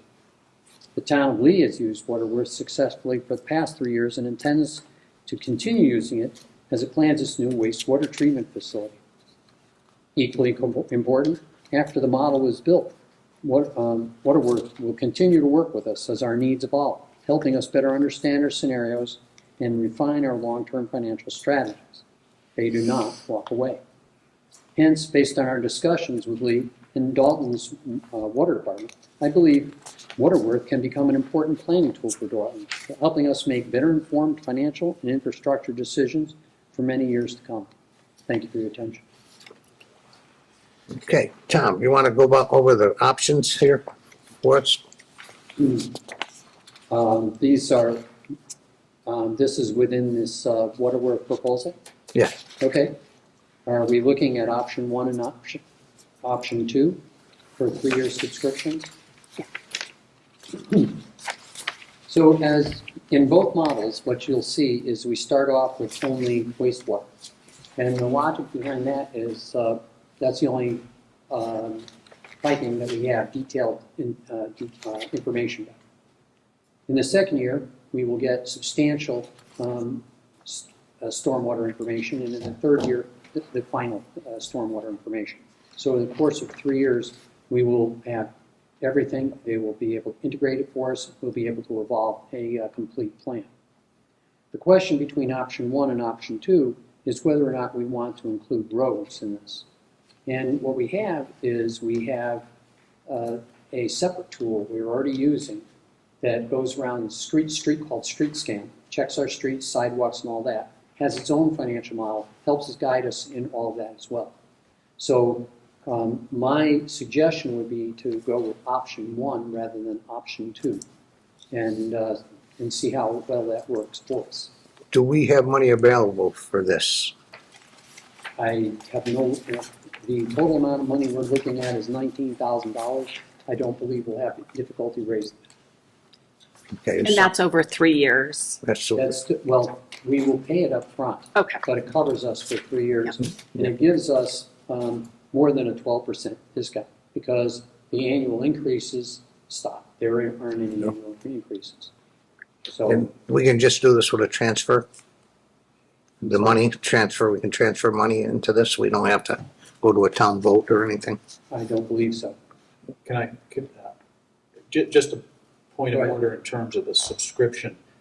I do not believe Dalton can do, or any municipality in the Commonwealth can do a subscription beyond 1 year. Max is 3 Beyond years. 3 years. That's news to me. I was told 1 year. What was EV contracts that were proposed, that it had to be 1 year subscriptions only. So I'd ask that be clarified, because that's what I was told by our town accountant.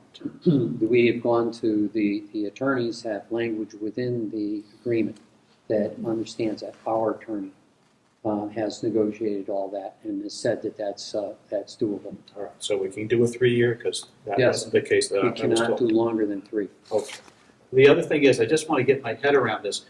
What are they going to do for us? I mean, I see a picture here. What are they going to do to create a plan for us? I guess I don't understand. There's software, but what is it that they'll actually provide us other than what we already know with our plans or what have you?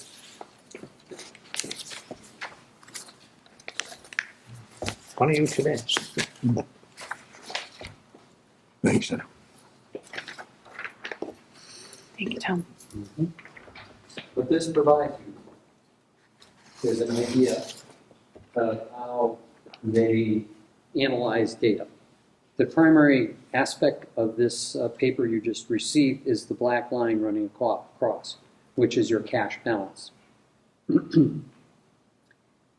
What this allows you, the way they corrected this so it doesn't dip down and fall below the minimum, which is the red dash line, was by adjusting sewer fees so that you could keep it where it needed to be. So it allows you, as costs and things change, because this is a dynamic model, to be able to adjust to those changes. And to give you an idea how they accomplish that, you'll see that each of these comes with, there's a spreadsheet underneath it, and you can adjust values within the spreadsheet and make the changes. And we don't have to wing this all on our own. This is a part where they hold our hand as we do this. If we have questions, and make sure that we understand how it's done.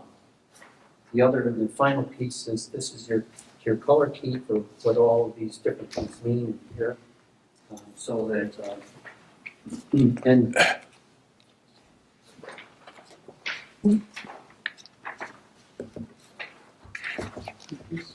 So I appreciate all this work, Tom. So we're going to give them information. yep, very They're detailed. going to take that information and say, well, here's a priority in terms of what has to be done, the cost associated with that to upgrade, and then we're going to set a rate structure accordingly. They will help us set the rate structure. That's what I'm getting at. Mhm. So rather than us allotting $200,000 in this newly formed, what's the account we're starting now? Not stabilization, No. enterprise. Enterprise. Yes. We're going to have an enterprise fund. Yep. So rather than us saying we're going to provide $200,000 this year for expected repairs or upgrades, they're going to give us a plan, given the information we have. Okay, so now my question is, how adequate is our information? I mean, Well- we have 42 miles of streets. Well, The way I envision it happening is we're going to have they're going to have directly detailed information about the sanitary, so we'll just focus on that. They will also simultaneously know which roads we are thinking about repaving. So they will be able to integrate that together. They will, and within that, it's our prioritized list of roads that we want to pave. So what they'll do is they'll balance it all out. They're just trying to help us meet our needs. They're not trying to push an agenda. Yeah, no, I understand. They're providing a blueprint, a They'll say, framework. you probably want to, you want to take a look on this section of East Street. That section is a bit older. It's not part of your plan, but you may want to factor that in. And they'll also be helping us say, this is how much money, if you want to fix these things by this time window, here's about how much you might want to be sticking away each year to make that go. And these are the kind of grants that you might be able to get. This is, this is how much you might want to put out for debt, or this is depending on how much you put away, this is the sinking amount that you'd have to go out and fund. They work with you in a sort of a very dynamic way to generate something. Okay, so now my question is, they work with us. Just who's going to own this? Who's going to oversee this 3-year project in terms of, I imagine Bud would be, with street repairs, and if there's a repair there, we don't want to dig it up after we just put in and we just paved it. Right. So who's going to own this? That's my other question. Just who's going to oversee this for this 3-year period? The underground, the infrastructure is primarily something that the Stormwater Commission deals with on a regular basis. So and myself as part of the Stormwater Commission, I'm simultaneously the capital planning, because it serves both gods, finds this as an extremely attractive package. And I would be more than happy to continue managing this stuff in consultation with the Selectboard as we go through these different models. Let me just get back to my original question. 42 miles of roads. Just how much information do we have on these 42 miles of roads in terms of our sewer? I mean, here's a case in point tonight. Cheryl came and said, my sewer is off here. As far as I know, the Tie and Bond has done an extensive study on our sewer system, has given us an extremely detailed information, and we have every reason to believe that we are ready, because it's the same level that the Water Department had when they did their study through Waterworth, that we are ready to go and comprehensively do every last inch. I mean, is there a small piece we're missing here or there? Probably. But are we 97, 98% accurate? I think we are. So and in 2 years, we will be that same level of accuracy with our stormwater system. So they're going to come to us 3 years and give us their recommendations or information relating to the recommendations. We then, Stormwater looks at that, takes it to us, to the community, and says, well, we have to raise our sewer rates accordingly to address this issue that is a priority, or a number of priorities. They don't actually go off as a consultant and come back to us in the classic model and say, okay, here's what we recommend. What they do is they say, okay, what are your priorities? And we work with them interactively and evolve the final report together. And I would propose that as we come up with we think we got a plan. I'm going to come back to you folks and I'm going to say, this is what we're thinking and this is why. How do you feel about it? And so it's going to be a collective effort. And they're also knowledgeable regarding grants, I would take it, that they don't do them, but they have some familiarity with them, so they'll give us some hints. You look under this rock, look under that rock. This positions you better.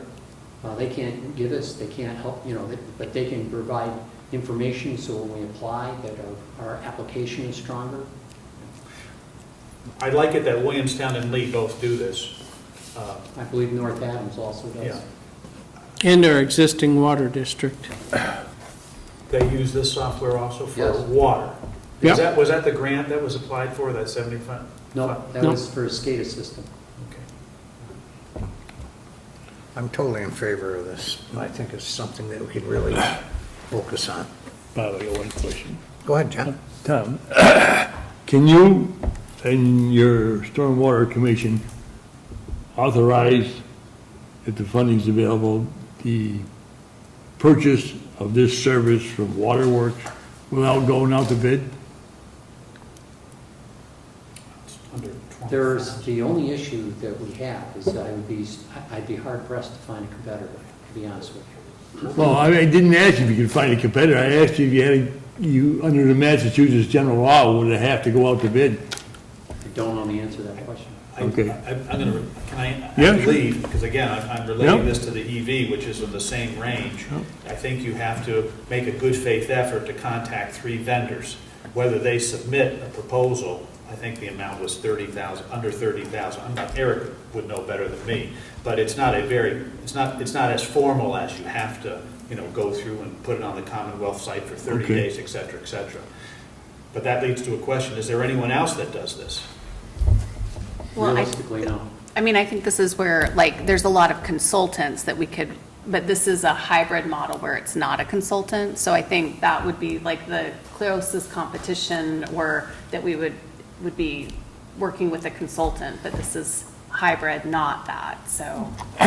So what I understand is now, We have. you have to make a good faith effort to check with other Vendors. vendors that are in this field. I mean, I support this too, like the chairman, but I don't want to see you do something that may be not quite kosher. I mean, I kind of feel like with Williamstown and Lee and North Adams, they probably all kind of did some of that before they adopted, so. Absolutely, yeah. Tom, could Whether you they get some- felt like they had to go to They didn't. No, divot, They yeah. didn't. I know it because they do one-year contracts. If we do one-year contract, that's less than $10,000. If it's less than $10,000, then we don't have to do it. So the only thing is we could go ahead. What you have here on your option 1 list, that first 6,000, whatever it is, dollars, that's what it would cost if we went with for 1 year alone. So we could go 1 year alone and test the waters, see how we like it, and then re-up the following year. And that would be closer to $10,000, but still below. There's a lot of information here to take in. And I'm glad that Lee is on board at Williamstown. I have confidence in both those communities. And we are, waving in the dark here with our infrastructure. So I don't think it's unreasonable in terms of a 3-year subscription. If indeed if it's legal, fine. Yep. I'm all for it. Yeah. Yep. I No, think and you I just have could check with the town manager, and you could both check into the procurement laws regarding Okay. something like this. I'll make sure we're clean. Yep, all right, And thank you. We can do this in September and we'll finalize it in September. That's good. Well, if we do it in September, then I would actually promote doing it next year. Because if we don't begin with it relatively quickly, we will not have an answer that will be usable by our capital planning committee this year. Let me back up on that one. So it's going to be a process to get this out. I mean, you do have to request bids, and there's a time frame here. So I'm missing something here. If we have some time to digest this, either by August or September, why would we be behind the 8 ball? It takes 3 months to load the database and to get results from it. Yeah. So if we start in September, we don't get the results until. We can decide in middle of August. December. If we decide in August, Tom, would that give you time? Then the earliest we would have the results would be November. It's hard to say, but it may be just a bit too late for this year's capital planning season. But we know it's on the radar. We know it's coming. So I don't see that as an issue. This isn't going to be a capital planning item, because as we said, we're just gonna transfer it out of our free cash or a reserve fund, $19,000. No, I the think he's capital- talking about like the plans that we're the results of what we see here, how to wrap them into the plan for FY '27. But we'll be ready for annual meeting. I mean, the voters are going to decide. We can make all the recommendations we want, but then when we set the tax bill or the tax rate, they're going to come in and weigh in accordingly. So there's more than one thing on the docket. Setting user rates, yep, we'll get that information. Yeah. So that may justify it in and of itself. But it's also going to give us not just, so how much money do we set aside paying once, it's going to give us a plan over 20 and 30 years. It's not looking at a snapshot in time, it's looking at continuum. And so what I'm looking to do is integrate that into the next 20-year capital plan. I'd like to chew on this, and this is a lot of information. I like the idea, but I certainly want to chew on this until September. And I don't see that putting us in a bad spot if indeed we delay, because we'll be ready with some information by town meeting next year, and that's really going to be where the rubber meets the road, if we have to raise rates or say we have to improve infrastructure. We'll have some notion at that juncture. It won't be part of the capital plan, though. Well, it'll be information, though. We'll have information. Separate information, Separate not integrated into the capital plan. No, I don't think understand. there's a sensible way to do that. Well, I understand the capital planning committee has an agenda, but I'm also concerned that we do this at a pace that, we can digest. And there's plenty for the capital planning committee to digest or to go over. This is one part of it, major part, but I feel more comfortable just looking at this. This is a lot of information for me. And I'm okay with it, but I really want to just put my hands around this more. I was under the impression that the Capital Planning Commission was formed to instruct or recommend a way to allocate our financial resources to projects necessary or a ranking order. Now, this is $19,000. I don't see this being a big capital outlay. I don't think the $19,000 is not what I'm worried about. What I'm worried about is the millions that will be necessary to repair the infrastructure and how do we address those. So when you look at this picture, Yeah. the water district, one of their high priority projects is replacing that water main that runs under Main Street. That's a $47 million bond to do. So we all know that that's a huge financial liability on the town. And one of the things we're going to need to grapple with going forward is that we're going to have some very large ticket items, both on the water end and the sewer end, that, really need to do. So everything we can do as a community to understand where that fits in the overall picture with bonding and how we possibly can afford this. Because I look at the infrastructure challenges and I struggle to know how we come out of this with a lot of these things without bankrupting, the town. So one of my priorities is getting enough information to make technical decisions about what we can and can't afford, what set of infrastructure needs it the most, and where we apply our resources. And I think this is, they've clearly crafted a good tool that's designed to do just that, which is to say, okay, let's look at a 20 or 30-year snapshot of a major infrastructure system, and let's talk about all the big picture things we need to do. And let's say at year 7, we're going to be bonding $7 million to do a chunk of the Main Street water main. How does that play out relative to the rates? I'm using the water main, not a sewer main, as an example, because I have that data more readily available. But, how does that play into the rate structure? When do we and how do we adjust rates to accommodate that? How does that fit in with the Pittsfield IMA agreement? How do we set the rates responsibly for residents and prepare for future large projects? That's really what Waterworth is about. I think for the type of service that they provide, they seem to be about the only people I've seen that do that. I mean, we can certainly ask our engineering firm, Ty and Bond, to give us an evaluation of various different segments and give us a repair schedule.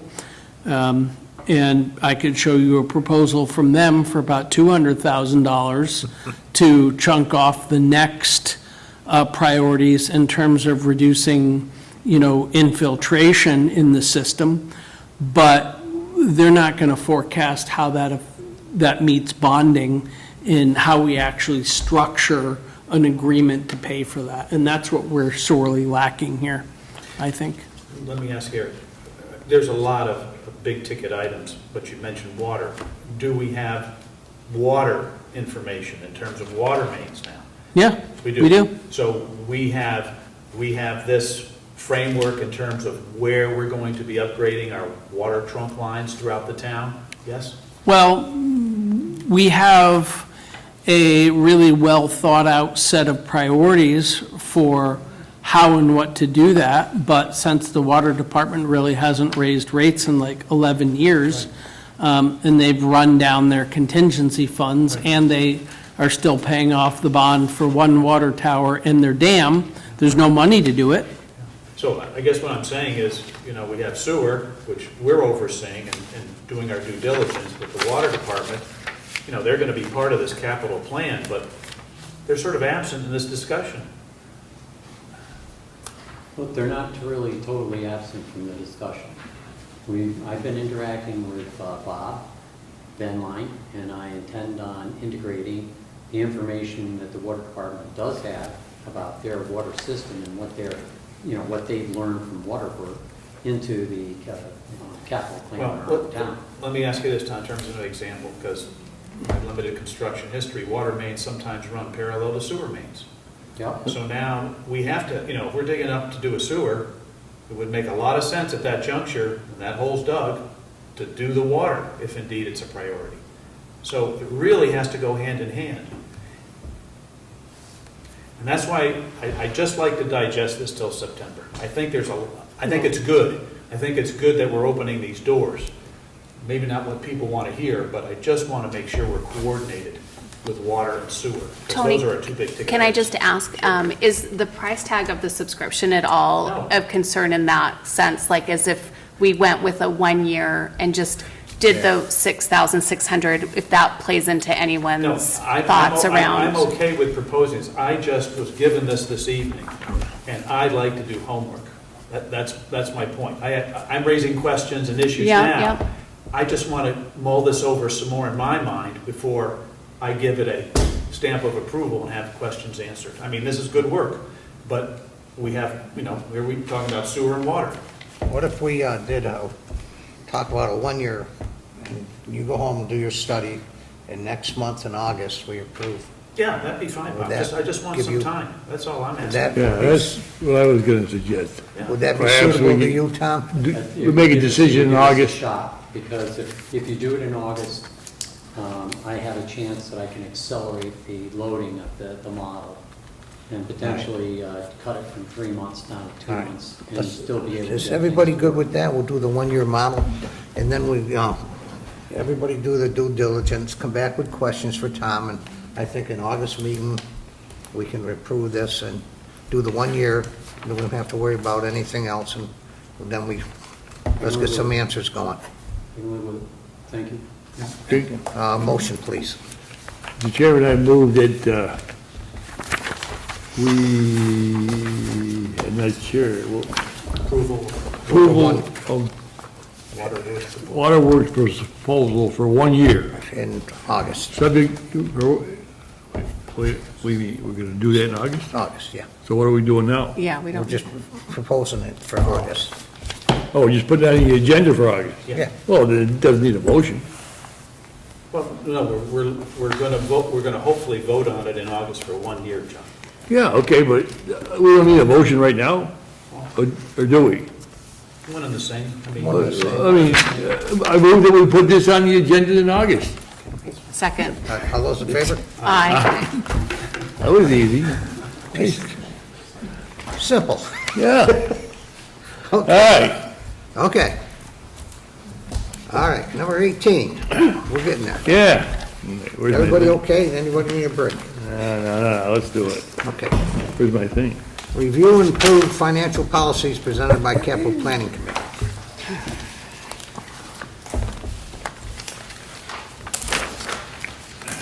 Tonight, there are 5 policies, and that we look to have the select board approve. These policies are necessary for the College Center to assist us, as a consultant, as we pull together our first 5-year plan. They feel that these are the instrumental policies out of the full 22 that should be in place and approved before any serious consideration of capital plan begins. They gave me models of each one of them. I looked at their models, I looked at DLS models, I looked at the models for several other towns. I integrated the good parts of each one of them. I tore their model apart. I reorganized it so it was either all grouped in terms of function, or it proceeded as a course in time, or a logical sequence as to when we process this, so that it became something that people could use as a tool, especially those that are coming new to this whole subject matter. And as you will see in many of these, there are bold section titles. That was put there intentionally to make it easy for people to find quickly the information they need, so this becomes a reference, not just a tome that they have to supplement. These policies have been reviewed by not only Sandy Albano, but also by our new town accountant, Melissa Ruggiero. And debt management was reviewed by our town treasurer. These have all been reviewed by the town manager, myself. They were also reviewed by the capital planning committee and approved. They were reviewed by the finance committee last week, and they decided that they needed just a little bit more time, and hopefully we'll meet on July 27th to approve them in their final form, as I expect they will.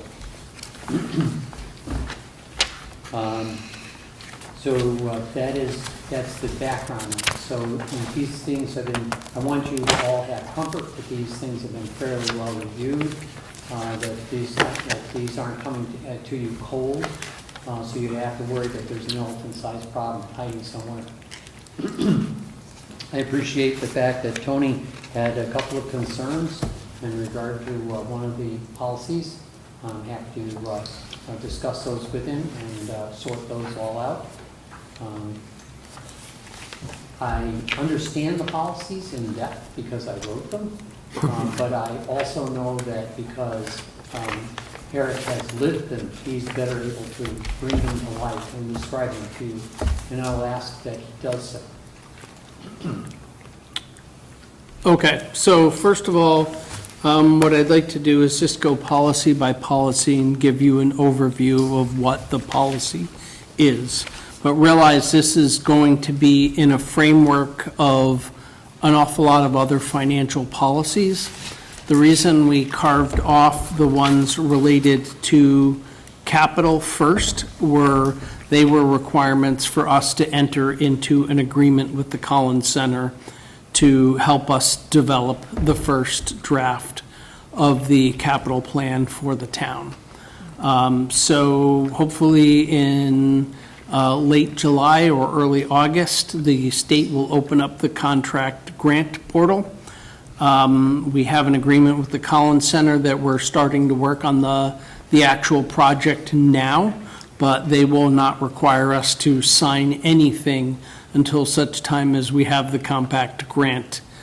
So they're willing to start work now under the understanding that if we don't get the grant, they're not getting paid.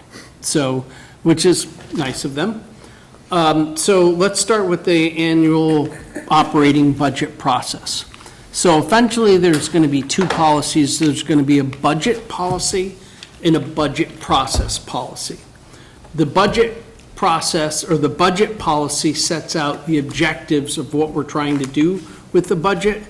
The budget process policy sets out how we go about doing a budget. What the annual process is for creating a budget. So it starts off with a purpose and why it matters, and that's important because these are not going to get, it's not only finance geeks that are going to be reviewing this, regular people will too. So the why it matters is what information we're giving to the public about why it's important that we have this policy in place. So it starts off with a purpose, And the purpose is an overview of how the town develops, reviews, and presents its annual budget. It outlines the principles that guide the budget development, identifies the parties responsible for preparing and preventing, and describes the steps in the process, and then how we get that information to the public so they can make important decision at the annual budget. So why it matters? Well, the annual budget is one of the essentials to maintaining the services that we need to residents and that we as a government provide to the people. It funds day-to-day operations, it funds infrastructure, including municipal buildings and everything we've talked about, roads, sewers, water, etc. Parks, and without this in long-term planning, we're going to be screwed, because we're going to be at some point faced with some overwhelming choices for unexpected costs. So the goal is to get in front of any major projects. The next section is definitions. That just says, okay, you know, what is an operating budget? How do we define a capital project? What is an enterprise fund? Now, there's a separate enterprise fund policy, but this just describes how an enterprise fund fits in with the budget process. And then we get on to the actual policy. So the first part of the policy is what the goals and objectives of a budget are, and who the players are that have to work together to come up with those objectives in the form of budget. You know, included with that is capital plan funding, because as we know, that's something that long-term is going to make or break the town of Dalton. The third thing is enterprise fund. We are establishing a new sewer enterprise fund. So the goal there is to make sure that enterprise fund stays its own independent fund, and it raises all the money it needs to operate from sewer user fees. Or if it doesn't, then we know going in that we're going to be supplanting that with other sources. But ideally, the enterprise fund is a self-sustaining fund. The second part is what's the department responsibilities?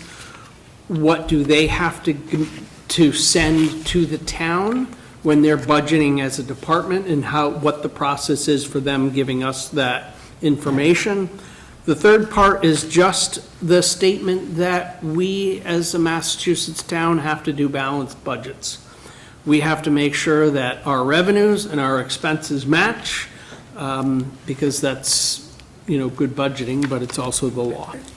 And it also talks about what we need to maintain in terms of reserves, and you know, because the last thing we want to have to do is do short-term borrowing because we underfunded ourselves to the point where we didn't have the money to pay for things.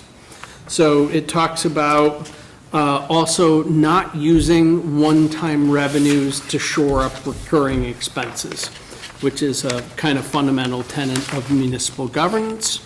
Talks about the budget authority, and that the town meeting is the sole authority to appropriate funds for the budget. And it talks about what has to be in the annual budget document. So the next part is the procedure, and this is largely the budget process and the capital planning process. This is broken down into dates and groups. So it says who has to do it, a particular task, and when that task has to be completed. And that goes all the way through from, you know, when the budget process starts, which is really August, unfortunately, and when it ends, which is at a town meeting when it's adopted.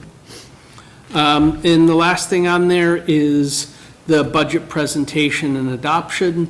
There's going to be more information on this part of it in one of the other policies, but this is a quickie synopsis of what the budget message is going to be, who supplies it, and how we put the information out and when. So that is kind of the first policy in a nutshell. Now I know, Tony, you had a series of questions related to that one. Do you want me to go through all the policies, or do you want to talk about what your concerns are just with this policy Yeah, I first? just want to step back. And my question really is, are we being presented this as a courtesy, or do we have any real input? You have input. We have input. Everybody's got input. Yeah. Finance Committee has input, the Capital Planning Committee. Good to and this know, place because has input. 3 weeks ago, we met and we had the one policy here, and you asked us to give us, give back our feedback, and that's what I've done here. But it's only been 3 days, and we have 4 additional policies. And again, I'm going to say I don't feel comfortable voting on this until I've absorbed this and done my homework and research. But let me start with this policy first. For everybody out, it's the final page, everybody, that I wrote down, the very back page, the very last page. Edit to financial policies. The very last page of the whole. Of the whole section. the whole Sorry- packet. Sorry for doing that, Tony. That That's was- all right, it's okay. Excellent. The whole It's on package, the very the last page, the on the very last, page. just flip it upside down. Go There to you go. this one. Those are You got it, John? Nope. regarding the So, first.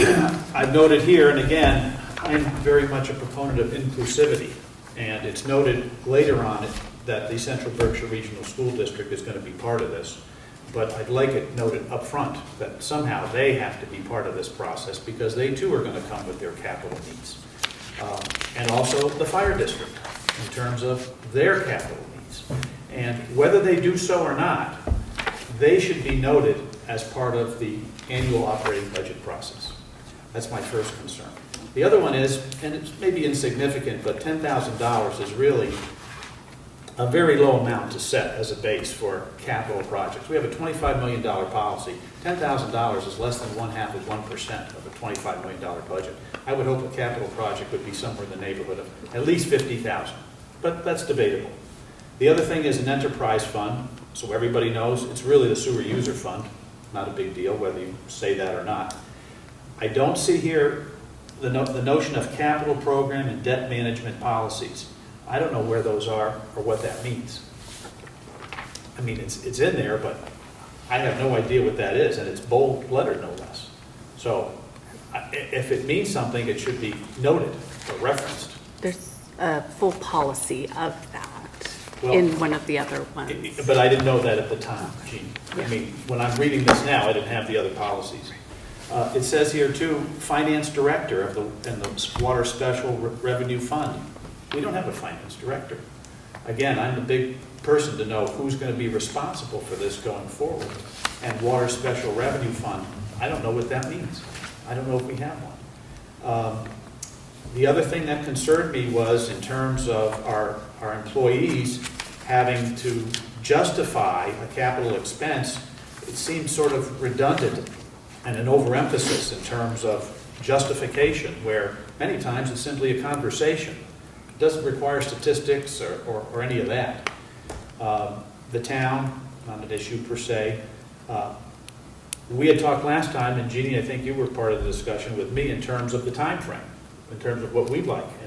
And I'm noting here, in terms of the select board, October to present our capital is too soon. I'd rather wait till November if we had to make a proposal or suggestion. So instead of October, it would be November. I'd like to see the Finance Committee move the process along in terms of an April 1st deadline where their report is complete. And really that speaks to the final proposal where the public, by April 21st, has that Finance Committee recommendation so we can have a pre-town meeting, which I thought was very successful this year. But I think originally it read 5 days before. I think that's too little time for our community. So those are my concerns, but how is that going to fit in here in terms of this document? I mean, are we, I've proposed some input here, and others may agree or disagree, but how's that going to come down to the final annual operating budget process here, as outlined?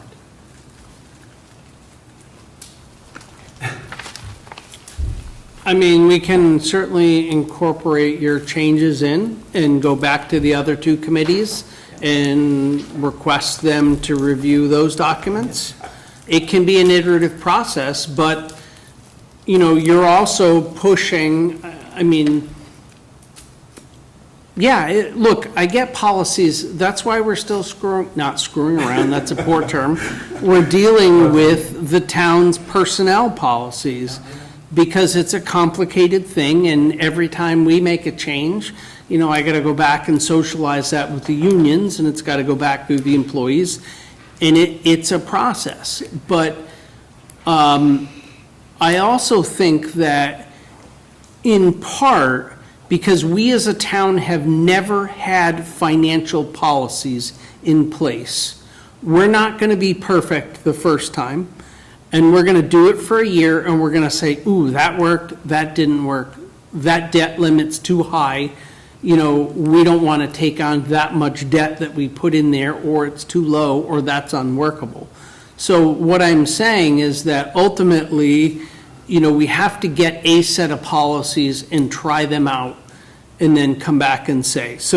But I also think that a bunch of things in here we can do. If you want to put in the language inclusive of the Central Berkshire Regional School District and the Fire District, that's fine. I have no problem with that. The capital project, I would prefer it to be higher than 10,000.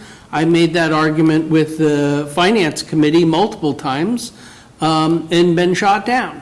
But the reality is that, I think, is a definition that's the responsibility of FinCom, not the Select Board. So if they say 10,000, I think we're kind of stuck with that one, personally.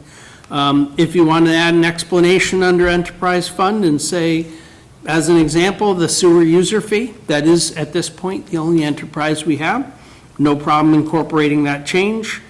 Capital and debt management policies are, you have copies of them, so that I think we've dealt with. You're right, finance director should have said town accountant in that case.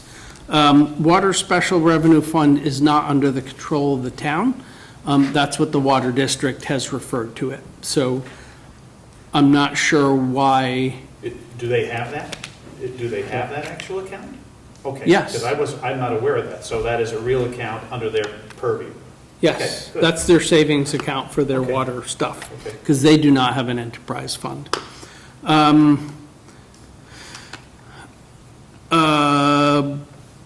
Employee justification, number 2, page 3, number 2, B, D, and E. I just think it's overkill, I don't think, we've done budgets to the credit of the Finance Committee and everybody years and years. Sometimes it's a simple explanation why somebody wants something. I don't think it has to be as elaborate as it's proposed. That was my point. We're repeating ourselves there, A, B, C, D, and E. Excuse me, can you zero me in on? Yeah, page 3, be page 3. Yep, departmental responsibilities? Right, so, Okay. And that's B, D, and E? yeah, A is sufficient, an explanation of the reasons for any changes from the amounts appropriated for the same purpose in the preceding year.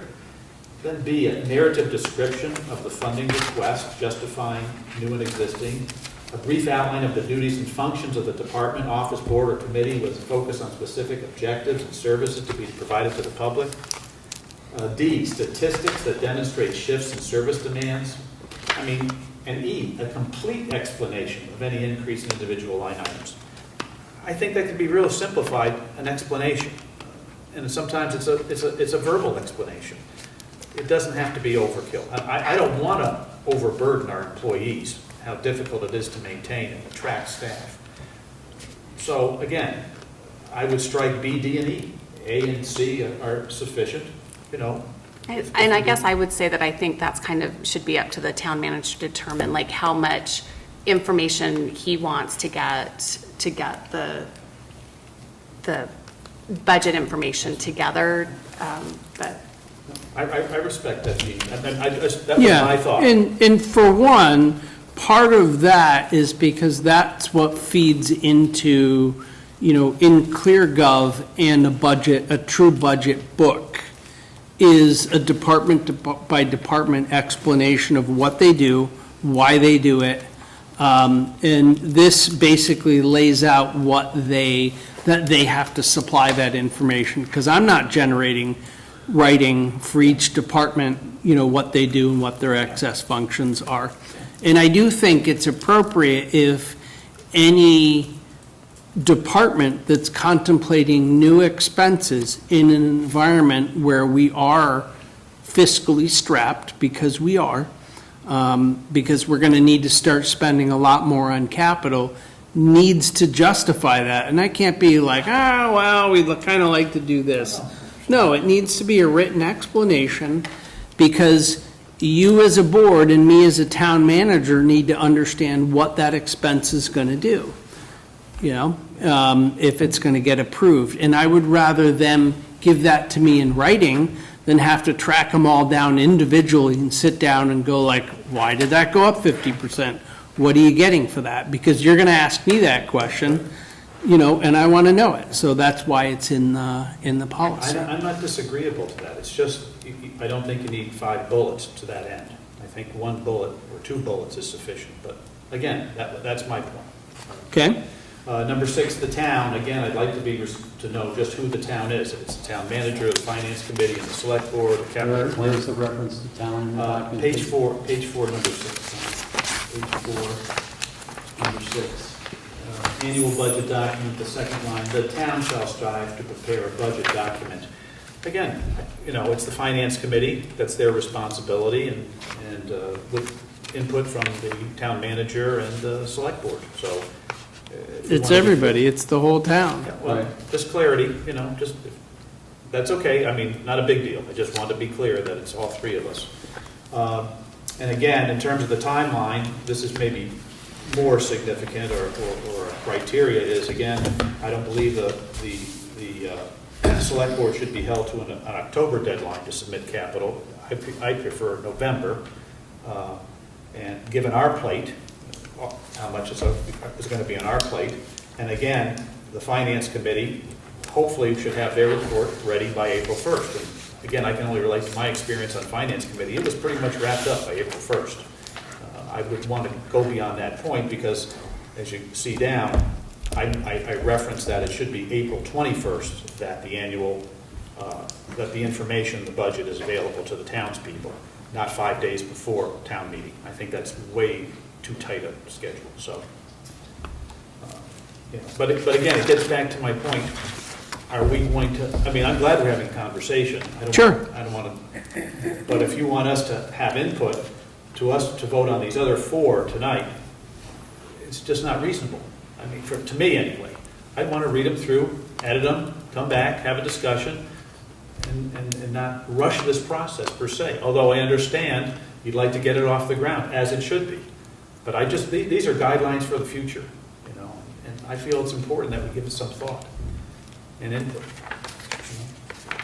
I think it's the right thing to do. In regard to your concern about the October deadline for the select board, we're not looking for you guys to go and do a PhD level thesis on all this. The concept is more, well, there was a 5-year plan. There were things suggested in that 5-year plan, for the subsequent year. Of those, what are your priorities? And have you heard of anything in addition to that that you'd want us to consider? That's all we're looking for, nothing more than that. And why October? Because that's basically when it would mesh in smoothly with where I envisioned the process to be. And as Eric mentioned, if we find out things are different and things fall in different, I don't care. If we don't really get to it till November and that's when you hand it in, I'm happy.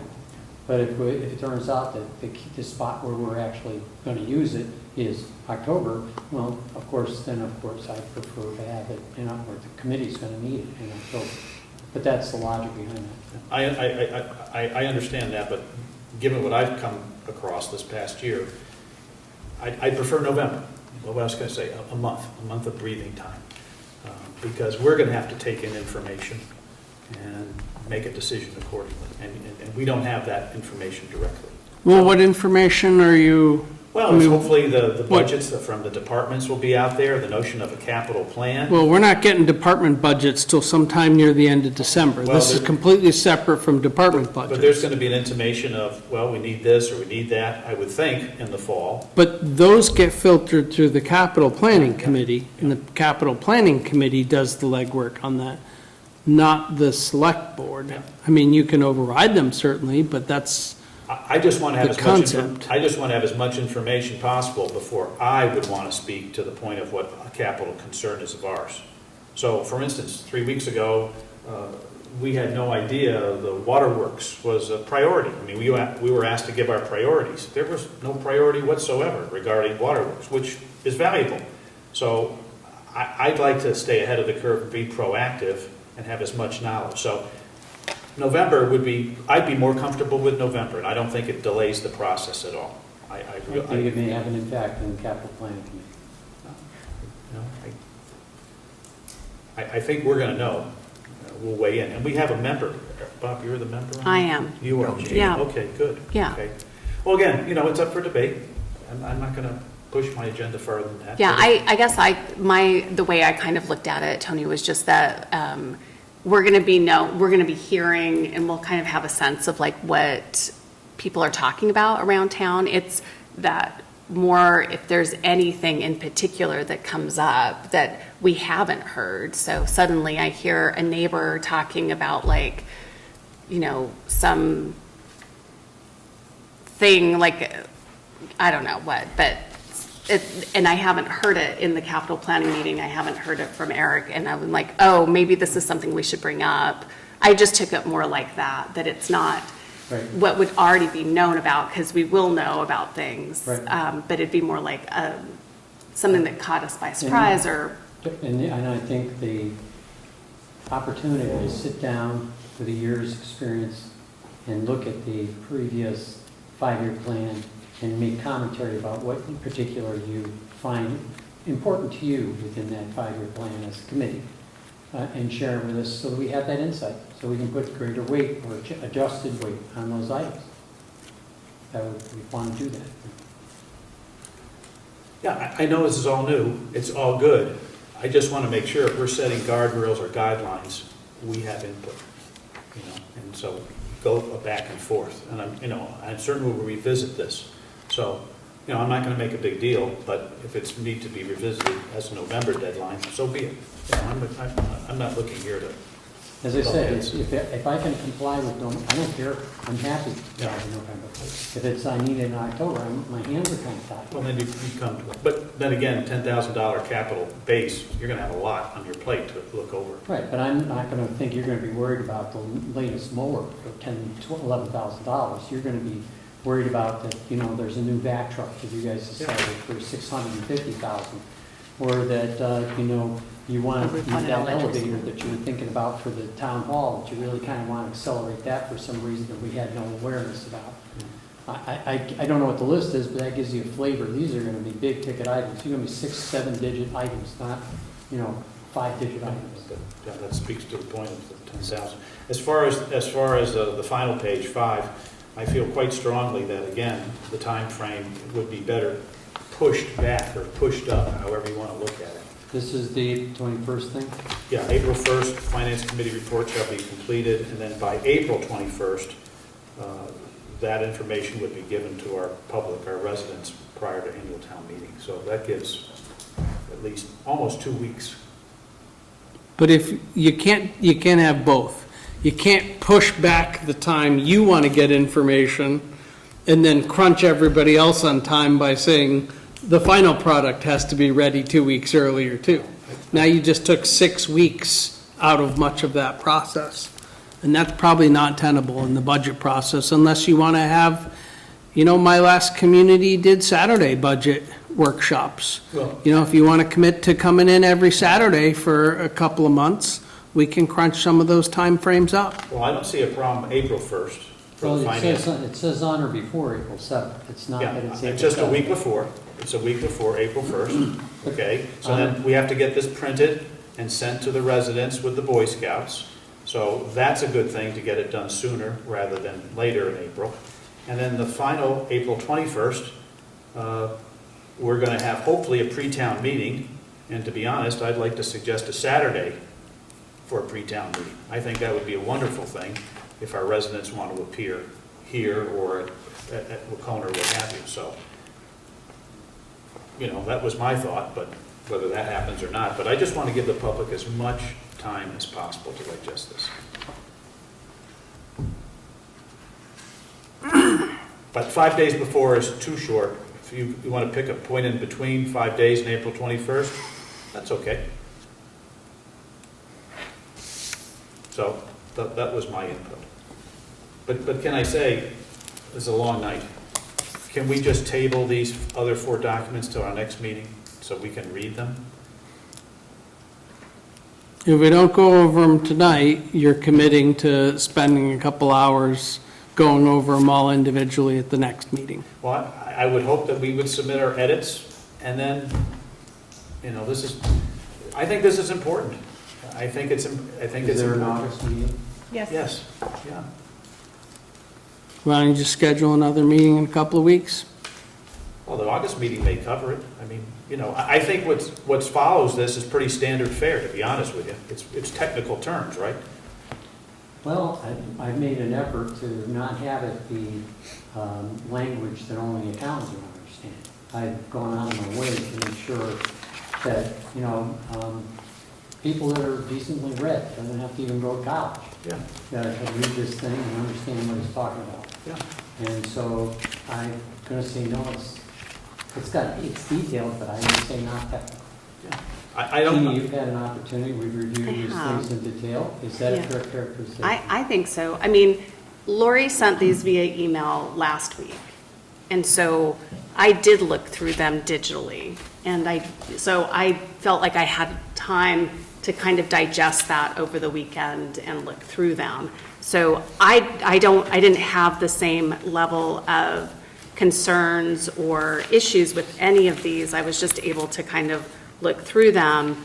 And I don't have a lot of feedback because, to Eric's point, I see this as potentially iterative, that this is like a baseline that we're trying to just get to. So I felt very comfortable with what's presented here, to a point where I could feel confident that this is setting us up for success for the coming year, that we would always have a chance to kind of come back and revisit for next year as needed. But so whether we vote on it tonight or whether we take the time to vote on it in August is kind of immaterial to me. I feel comfortable in this, so. Yeah. I also read them, and I'm understanding too that this is kind of like a test pattern, so it's kind of like a first draft. And if there's stuff that we're missing, we can always add to it, so. Absolutely. Absolutely. I'd sit down anytime somebody finds something, sit down, try to understand what it is exactly that's signaling at them, get to the bottom of it and change language accordingly. And it'll be for following year. Yep. Can I just ask, by delaying this, does that impact our ability to work with the Collins Center? It'll have an impact potentially on our grant. On the Depends on when the grant comes forward. So we have to be able to make a statement that we've got approved policies. Okay. And it's, unfortunately, it isn't like August 15th is the date. Right. It's one of these things where it's when the governor gets in the mood, releases the month, it'll be the 13th, it'll be the 18th, it'll be, who knows?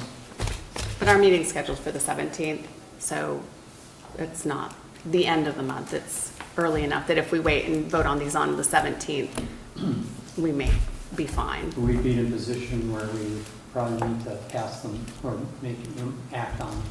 And I'm happy to meet, sit down with you. Yeah. Outside these meetings and go over these things line by line.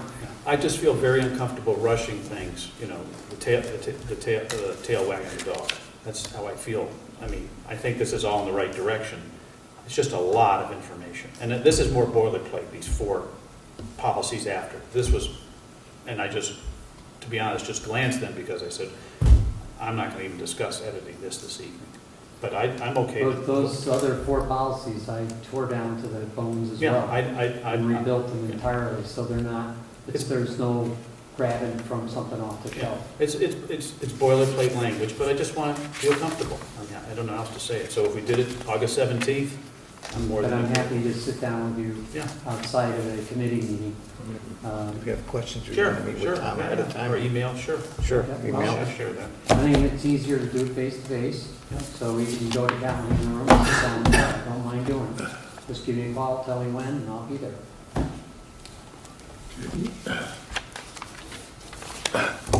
Okay, so we, Can I table until August? Well, we made a decision on the first policy, that's the issue. I mean, are we going to make changes? we're gonna, table the other 4 till August 17th for review. Well, what about the edits to the first one, John? Well, we're going to, the financial director going to town accountant, no big deal. We agreed that the Central Berkshire Regional School District. and Yeah, we all agreed to somehow. that. And we put in as an example sewer user fee.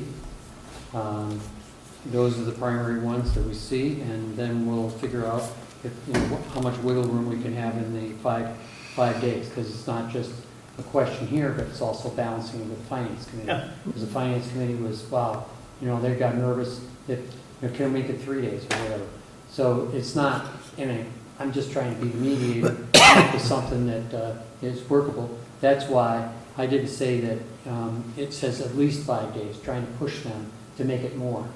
But as we all know, this last time around was the 29th. 29th was only 5 days. So if that sets a rock bottom minimum, and we don't want to preclude ourselves if we get put in a jam from, having that minimum, but I can make it stronger language. We preferred to have it be at least 10 days ahead, but in no circumstances shall it be less than 5. You can live with something like that. Sure. And The can I intent is ask, clear. with our implementation of our new budget software, do we anticipate that actually this time frame might be a little bit different, that we might actually have, It's hard to say. hard to say, without having to? I think the first time incorporating the budget software, I would imagine that the time to do it and the time to prep the first budget book is going to be extraordinary. Yeah, okay. Yep. So can we move these until the next meeting to vote on? Hopefully we'll square up in terms of. Yeah, that's why I just suggested that we table the remaining 4 till the 17th for review and action.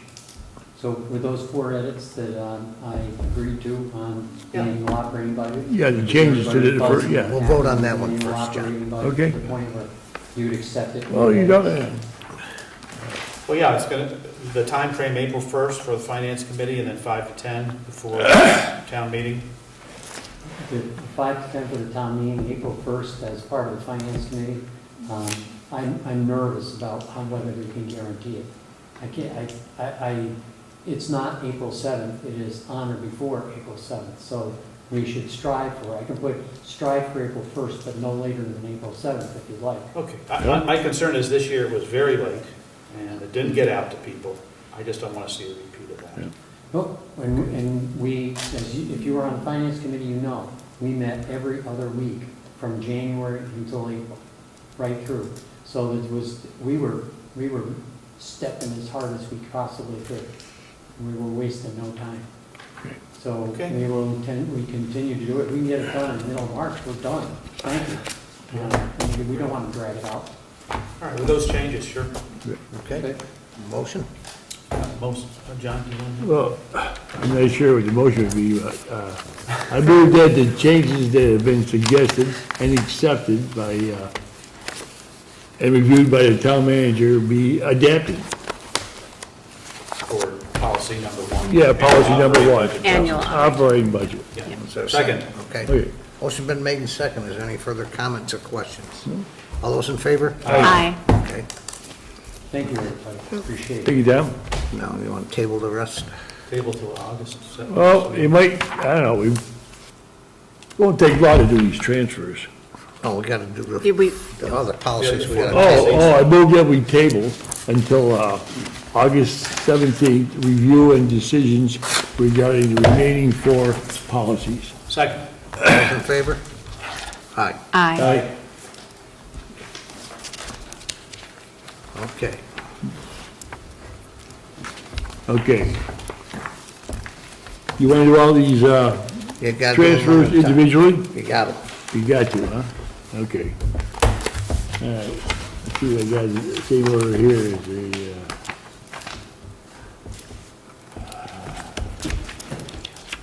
I move that the amount, we'll start with the transfers. I move that the sum of $2,900.00 be transferred from the 210-5-1114 salaries and other officers to the 123-5-1112 town manager salary. Second. All those in favor? Aye. Okay? All right. Second one on the back. Yep, there's one on each page. Mr. Chairman, I move that $7,900.00 be transferred from the 210 police expense to the 151-5302 legal expense. Second. Okay, motion's been made and seconded. All those in favor? Aye. All right.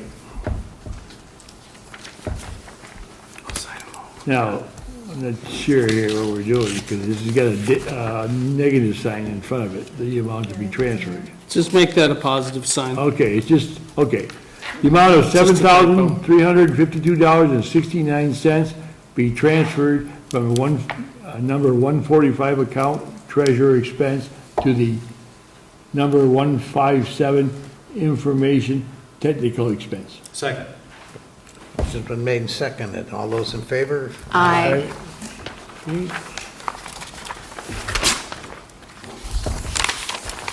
Mr. Chairman, I move the amount of $50.00 be transferred from the account number 210-5114 salaries, other officers, to the account number 1715-1111 salaries, conservation agent.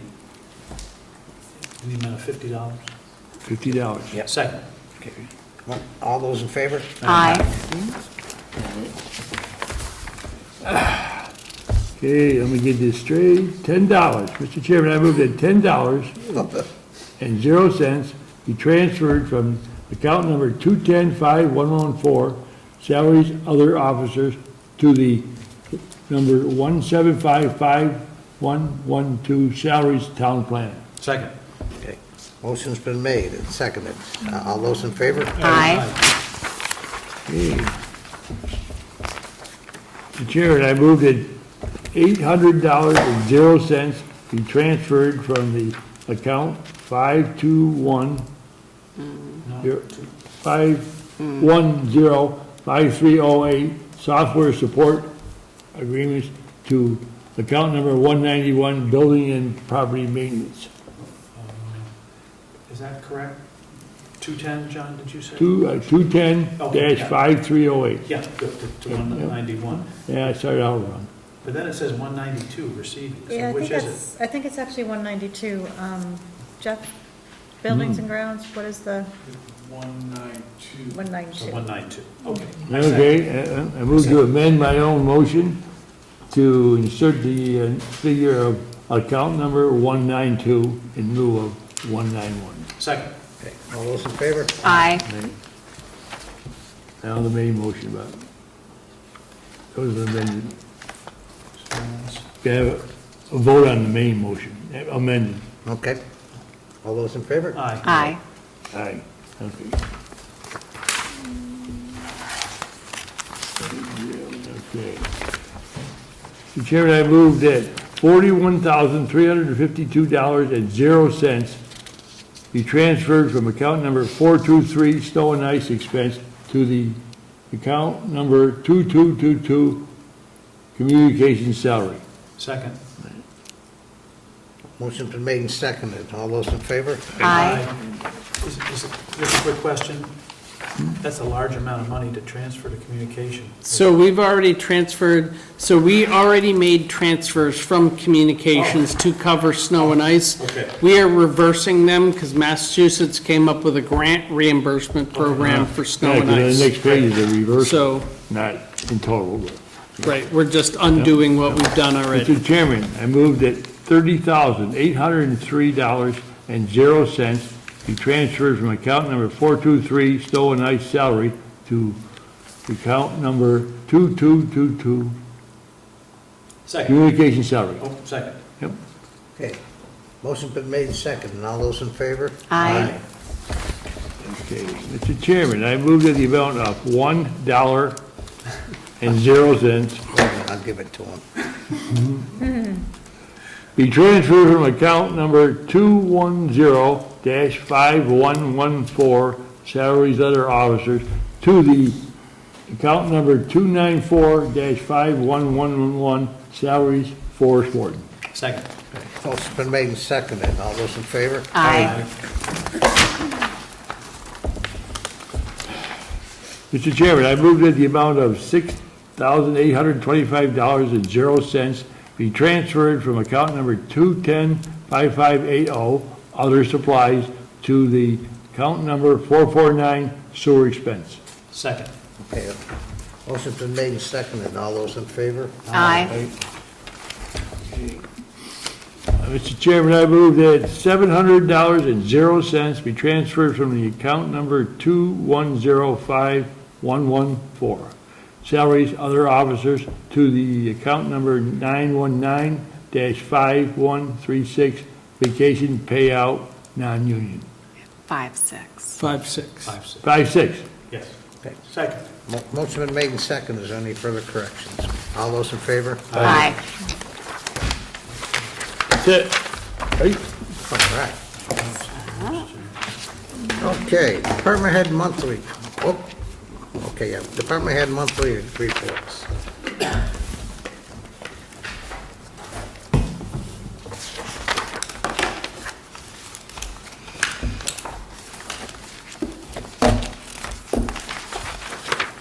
Jeff, I wanted to say, under building and grounds, thanks for cleaning up the basement. The person who went through it, I was surprised how less moldy and odorous it was. The dehumidifiers are working, and great.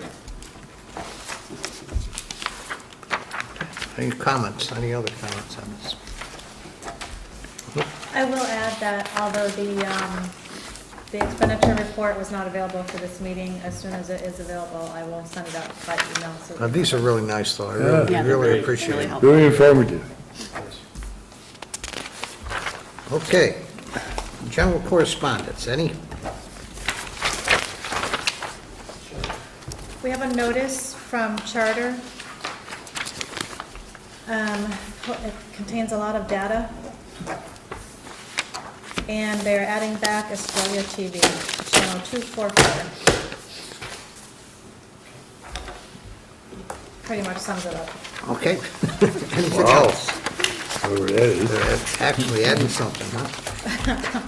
Probably cost some more money. Crikey. Clean Air Committee update. Yeah, I'll speak briefly. Thanks, Bob. We did meet about a month ago. After our meeting was devoted to an invite from the Greenwich Park resident regarding Ray Roberts' operation. We are in line to receive at least additional Purple Air grants for that purpose in terms of monitoring the air. DEP has agreed to review our complaints. The most recent complaint was sent to them, and they responded accordingly.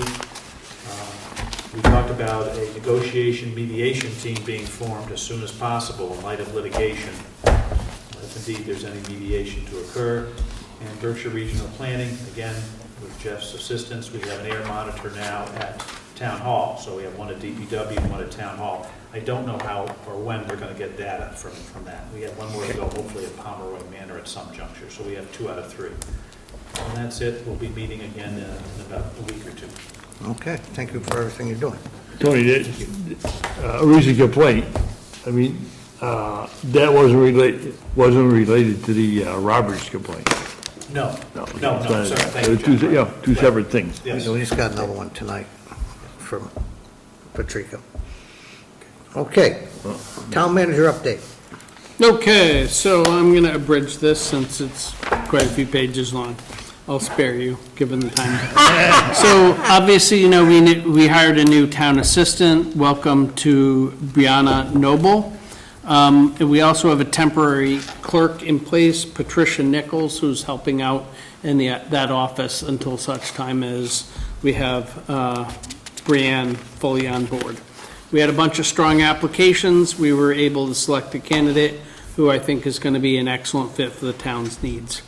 We did have a really good town picnic a couple weeks ago. It was great to see a lot of town employees outside the work environment. I'd like to thank DPW for setting up the grills belatedly and handling the cooking, and everybody who brought a dish to the affair. It was a fine affair. And, Jeff set up all the tables and chairs and did yeoman's work there. Was it well-attended, Eric, or? Yeah, it was. It was. I think we went through around 18 pounds between sausages, hamburger, grilled chicken, and grilled pork. So we had a good feast. So that was great. Excellent idea.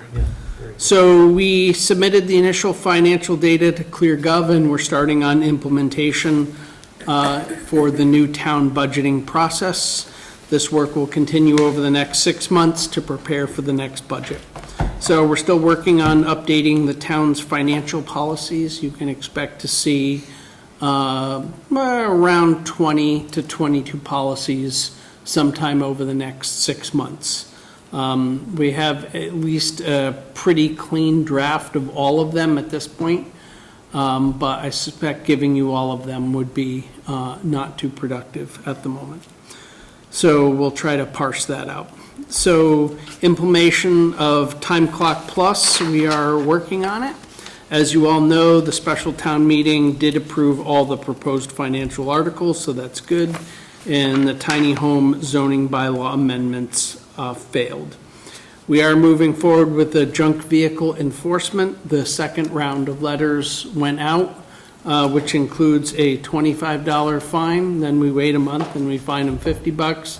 Then we wait another month and we fine them $100, basically. And that's essentially the procedure. So it's pretty slow. The fines are pretty minimal, but hopefully we'll get some corrective action. So as we already talked about Daly Road and Main Street, so we don't need to beat that to death. We have had a couple complaints regarding dilapidated buildings this month. I have checked with the Board of Health. They're all ones that are active.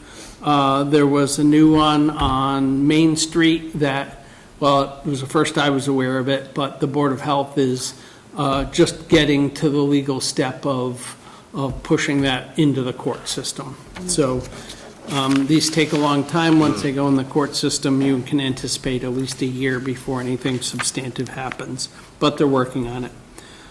So we are looking at getting a proposal for energy efficiency and ventilation improvements at Town Hall, with a particular emphasis on the police department. And we're looking at piggybacking on the Commonwealth's Green Communities Grant Program.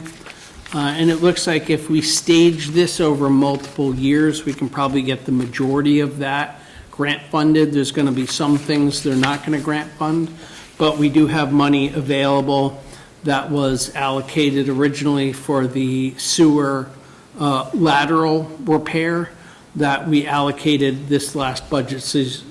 So we have a set of funds that we can use to deal with that.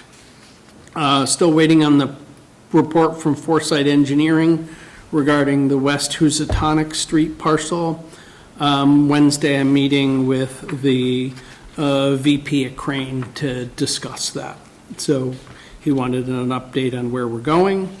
We have received a series of complaints about the fence along the rear of Chamberlain Park. According to DPW, those fences are questionably probably not on town property. They're probably on the homeowner's property.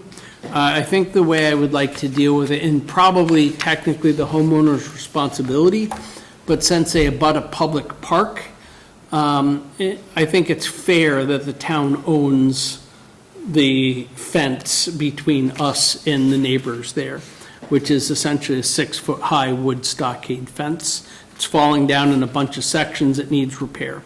So I'm going to suggest if we get all the homeowners to agree that they're not going to, and have some kind of waiver in place with all the homeowners so that there's no question, because we'll put the fence back in, but we're not dealing with, the legalities of exactly where the property lines are. We'll put the fence back in exactly where it is now, and the town will consider footing the bill for that.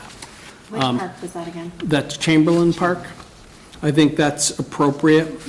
If you guys have any suggestions on how you want to deal with that, I just think since it's the third base line and you're going to get balls hit over if the Absolutely. fence isn't there, and the neighbors that live there have a right to be shielded from a public park and everybody sitting in the bleachers. So that's my take on that. Everything's going well with the town accountant. They're working now on completing the year-end financial closeouts, hence the reason why you got all the transfer requests.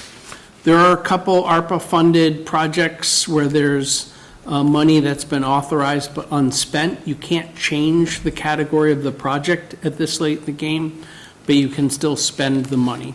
So we're looking at a couple of things. The first is installation of a couple level 2 chargers right at the town hall. That way, if we end up buying one or more electric police cruisers, which now that Chevy is making the Blazer EV, police package, and that seems to be a pretty well put together vehicle, potentially we can get Green Communities funding for part of the cost of the vehicle, and we'll have the chargers in place. So I think that's worth doing.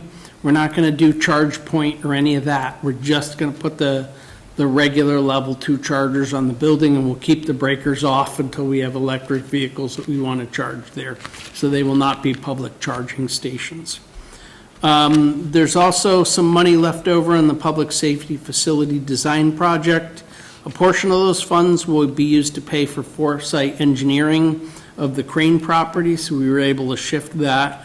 And then I think as soon as we have that, the committee will have to decide what the priority is for spending the remaining money, but we should be able to do that and not give any back to them. KP Law filed the town's response to the lawsuit initiated by BCC. There was the first court hearing about a week ago.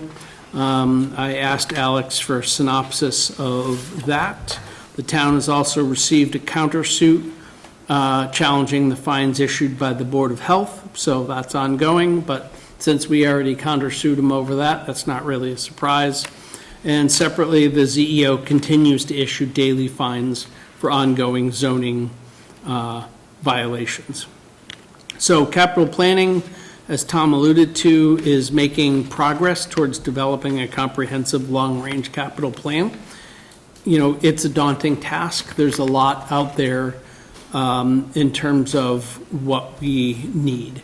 I think we are going to have to tighten up our forms on what we request of people who want capital equipment from us and also building needs. We've worked on revising the forms, starting with the form template from the Collins Center. So what we're trying to do is make as much of our documentation match the way they suggest we operate anyway, so it's seamless when they come fully on board if we're able to sign with them. So we are actively working with the Collins Center, even though we don't have an agreement in place with them. And I've asked all departments to submit updated equipment inventories and their initial capital replacement schedules. So far, I've gotten mostly that information from the DPW and the police department, and the rest is oncoming. Town Web is working on initializing the town's website. The website committee is actively involved in assisting with content development and organization. That's going pretty well. As you know, the Housatonic Bridge is back open, so that's quite a good thing. And the last thing is, as many of you know, Dylan Thompson of the Berkshire Eagle is transferring back to covering sports and not the esteemed town of Dalton. So I find that unfortunate since we just got them all broken in. And I look forward to working with whoever takes over that role in the future. And that's all I have, unless you have questions for me. Any questions for Eric? Dylan will still be covering the BCC project. That's the one thing he'll cover for us still. We still haven't heard anything back from the Inspector General's office, right? No, I asked Alex about that a while ago, Yeah. and he basically said if we haven't, or not Alex, Katie, and she said, we haven't heard anything by now. You know, they looked it over and threw it in the bin. You know, they did their pro forma review and they're moving on. Yeah. So I That's the way I don't heard think they that's going to operate. be Yeah. an issue, but anything's possible. Okay. I'm not going to reach out to him and say, No. hey, how are we doing with let's not. our investigation? Wake up the dog.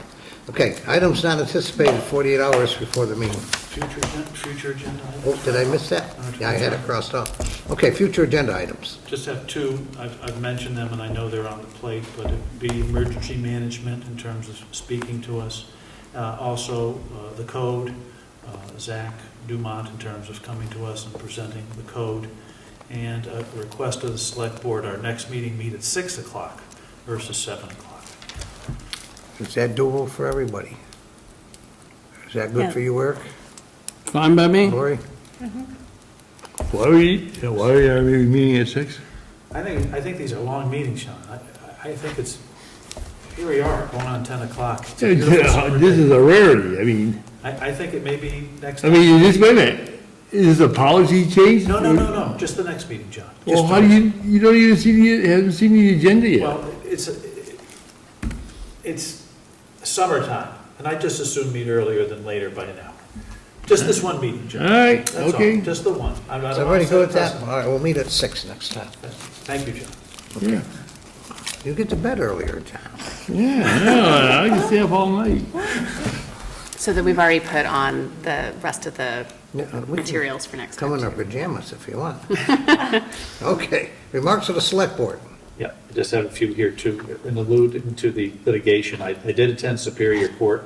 I thought that the judge would rule this week. She said she would have a ruling out, but hopefully this week, last week, I should say. And so we'll wait to see what the decision is regarding the two complaints.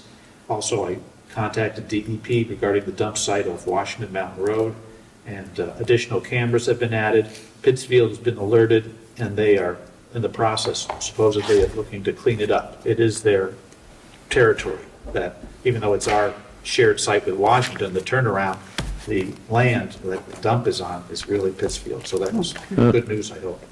And that's it for me, Bob. And it's always been a dump up there. Yeah. Okay, anyone else? Okay, announcements. There are many committees looking for volunteers. Please visit the town website for more information. Dalton's official meeting postings, agendas, and minutes can be viewed at mytowngovernment.org/01226. The next meeting of Select Board is scheduled to meet Monday, August 17th, 2006, at 6 p.m. at the Dalton Senior Center with an option for remote participation. With that, I'll call for an adjournment. Mr. Chairman, I move that we adjourn. Second. All those in favor? Aye. Thank you for everybody for a long meeting.